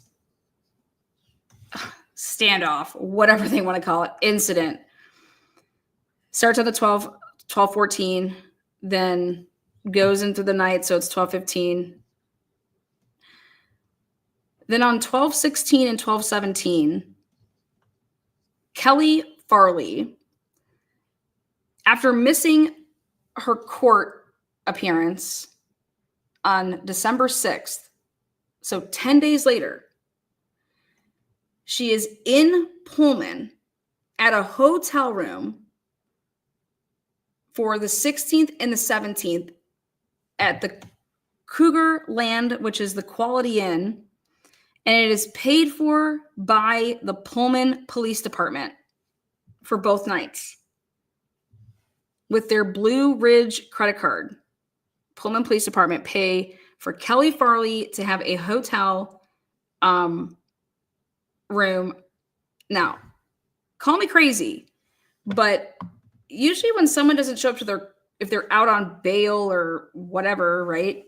And they don't show up to their court appearance, wouldn't there have been a warrant out for her arrest from Latah County? Latah and Pullman work like this. So here, the police in Pullman, unbeknownst why they would purchase a hotel for the 16th and the 17th. Lana, please remove Ashley's face from the video. It's going to be okay, guys. It's going to be okay. It's going to be all right, guys. So what are your guys' thoughts on that? Why would the Pullman police put up Kelly Farley on the 16th and the 17th, and then voila, on 12/20, the same day or day after that you find out about Brian Koberger, also when you're fucking around with WSU and asking them for video camera from live feeds from a year, 6 weeks ago. She then shows up on 12/20 for a court appearance in Latah County.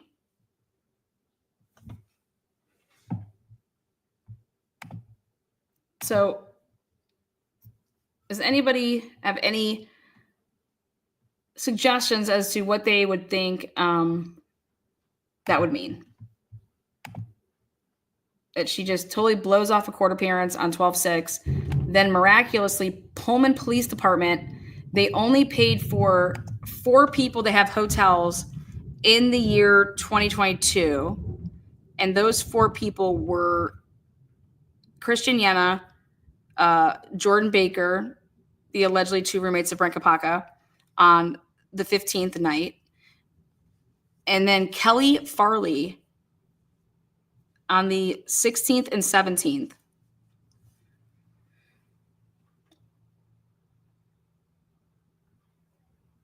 And so I just put in the sickest request of a FOIA for Pullman. And I want to know why taxpayer dollars went to hotel room for Kelly Farley on the 16th and the 17th of December in Pullman.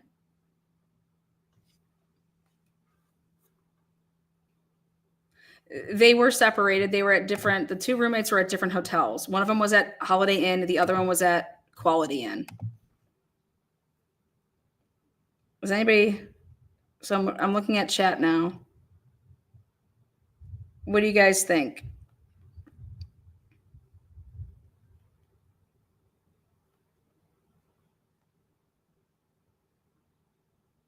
On 12/2/2022, William Powers, Blue Ridge Funds. On 12/15/2022, Christian Yenna, Blue Ridge Funds. On 12/15/2022, Jordan Baker, Blue Ridge Funds. On 12/16 and 12/17 of 2022, Kelly Farley, CAC Funds.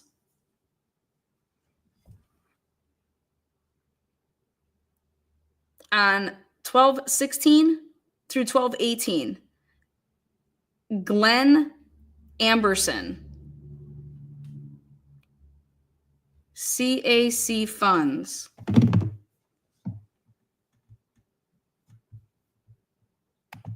So let's see.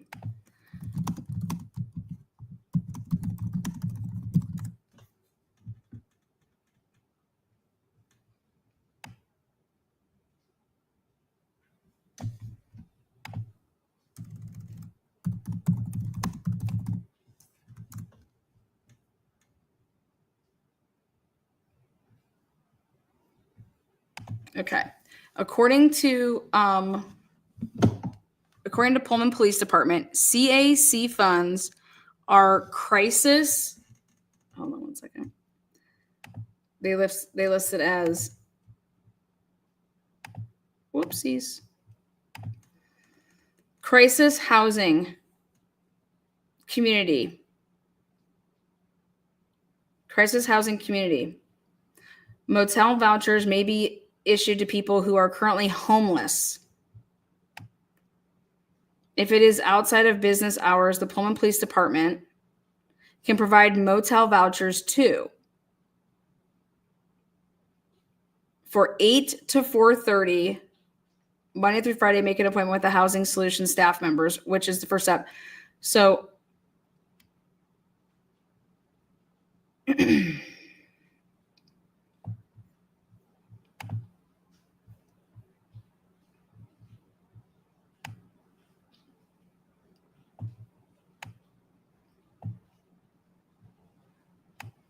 So I thought about this and I said, wow, this is crazy that this would happen and that she would need a place to stay. Right. Like basically one could think, well, you're not staying at, if you would need a place if your apartment was unlivable at 311 Coffee House Apartments. If you became homeless because of that, like I have nowhere to go, but where did you stay on the 15th night? You know, the 14th going into the 15th. I mean, she didn't go and stay anywhere until the 16th and the 17th. But I think what's more important is she misses her court appearance on 12/6. And this is why I'm trying to explain to people that you think Kelly Farley had some, vehicle. I think she was living out of it.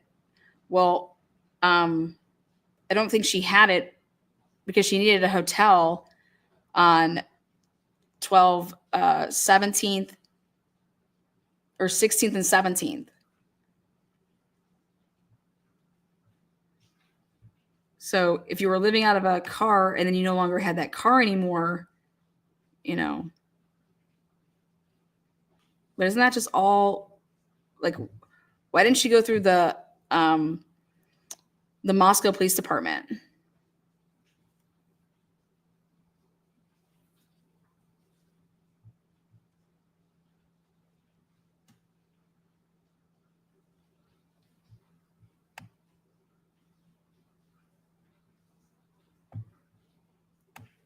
That area, both areas, all of Idaho is known for like using confidential informants one way or another.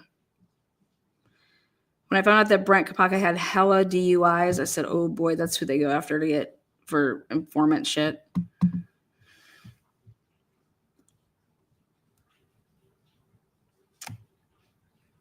I thought it was just interesting that she misses court. And then where did she go after she had to leave the, obviously she was only at the hotel for the 2 nights. And the next time that they then, who's Glenn Amberson? Who's that? Interesting.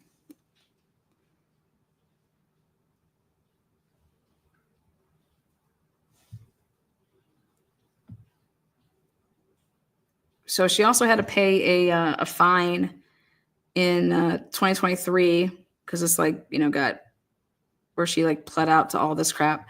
And her fine was like $1,700. And guess who paid the $1,700?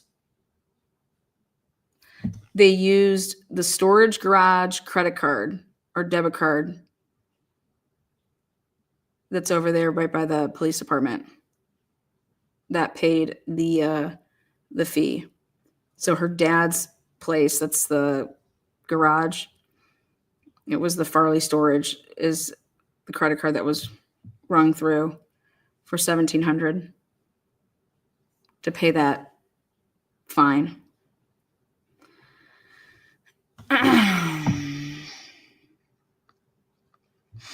Absolutely. What is up, Chicken Head? Chicken Head. My husband died unexpectedly due to heart attack 9 months ago, and my 911 call was hysterical, and I was doing CPR. So hearing this 911 call, it's so odd to me that there were no one asking for help and blood. Yeah. I'm so sorry to hear about that, Chicken Head. I'm so sorry. Yes, her grandparents do live in Moscow. That's correct. Well, I know everybody wants to put her on this vehicle. That's the white wrecked white Elantra out in Oregon, and it just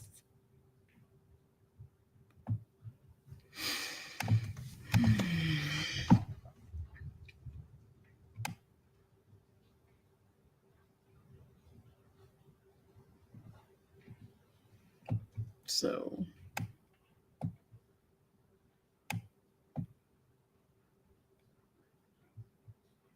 Remember how Dylan said that she knew? She's like, I know he was white, but I don't know how I knew he was white. I just knew he was white. He was white. But I don't know how I knew he was white because he had a mask on. Do you remember that?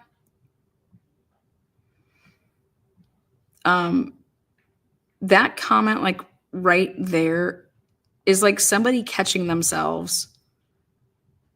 It's very simple how you would know that he was white, Dylan, because the mask had part of his head wasn't covered, the face, like all over that open part. You know what I mean? But it's like when somebody catches themselves, or they think that they're like, oh, but I don't know how because he had a mask on, because that's before she was ever shown the balaclava mask. That's how.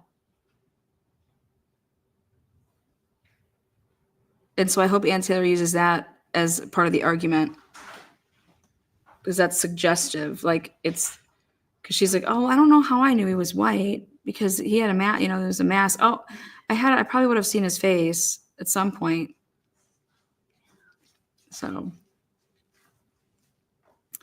but I want to thank everybody that came up here and made their presence known. You guys rock.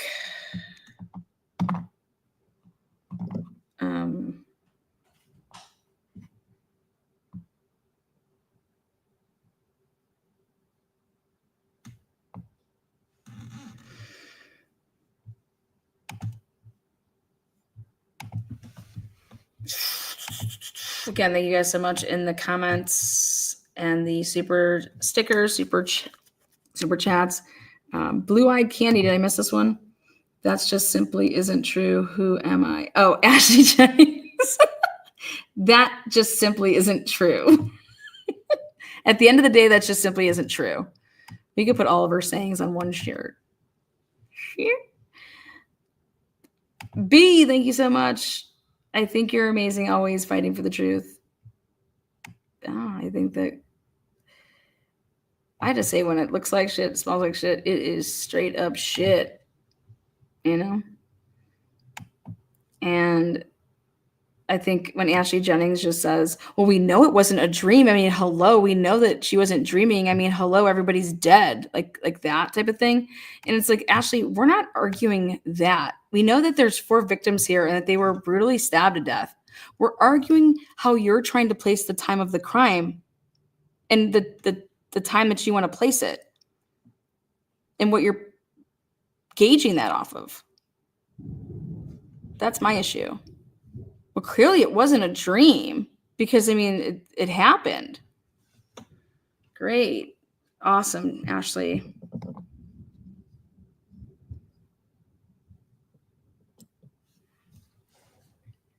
Thanks again. Take care, guys. I'll see you guys on the flip side. I got to go rest up my voice. Woo, it's been working overtime. Thanks again, moderators. Detective Maury, stay out of trouble. Peace.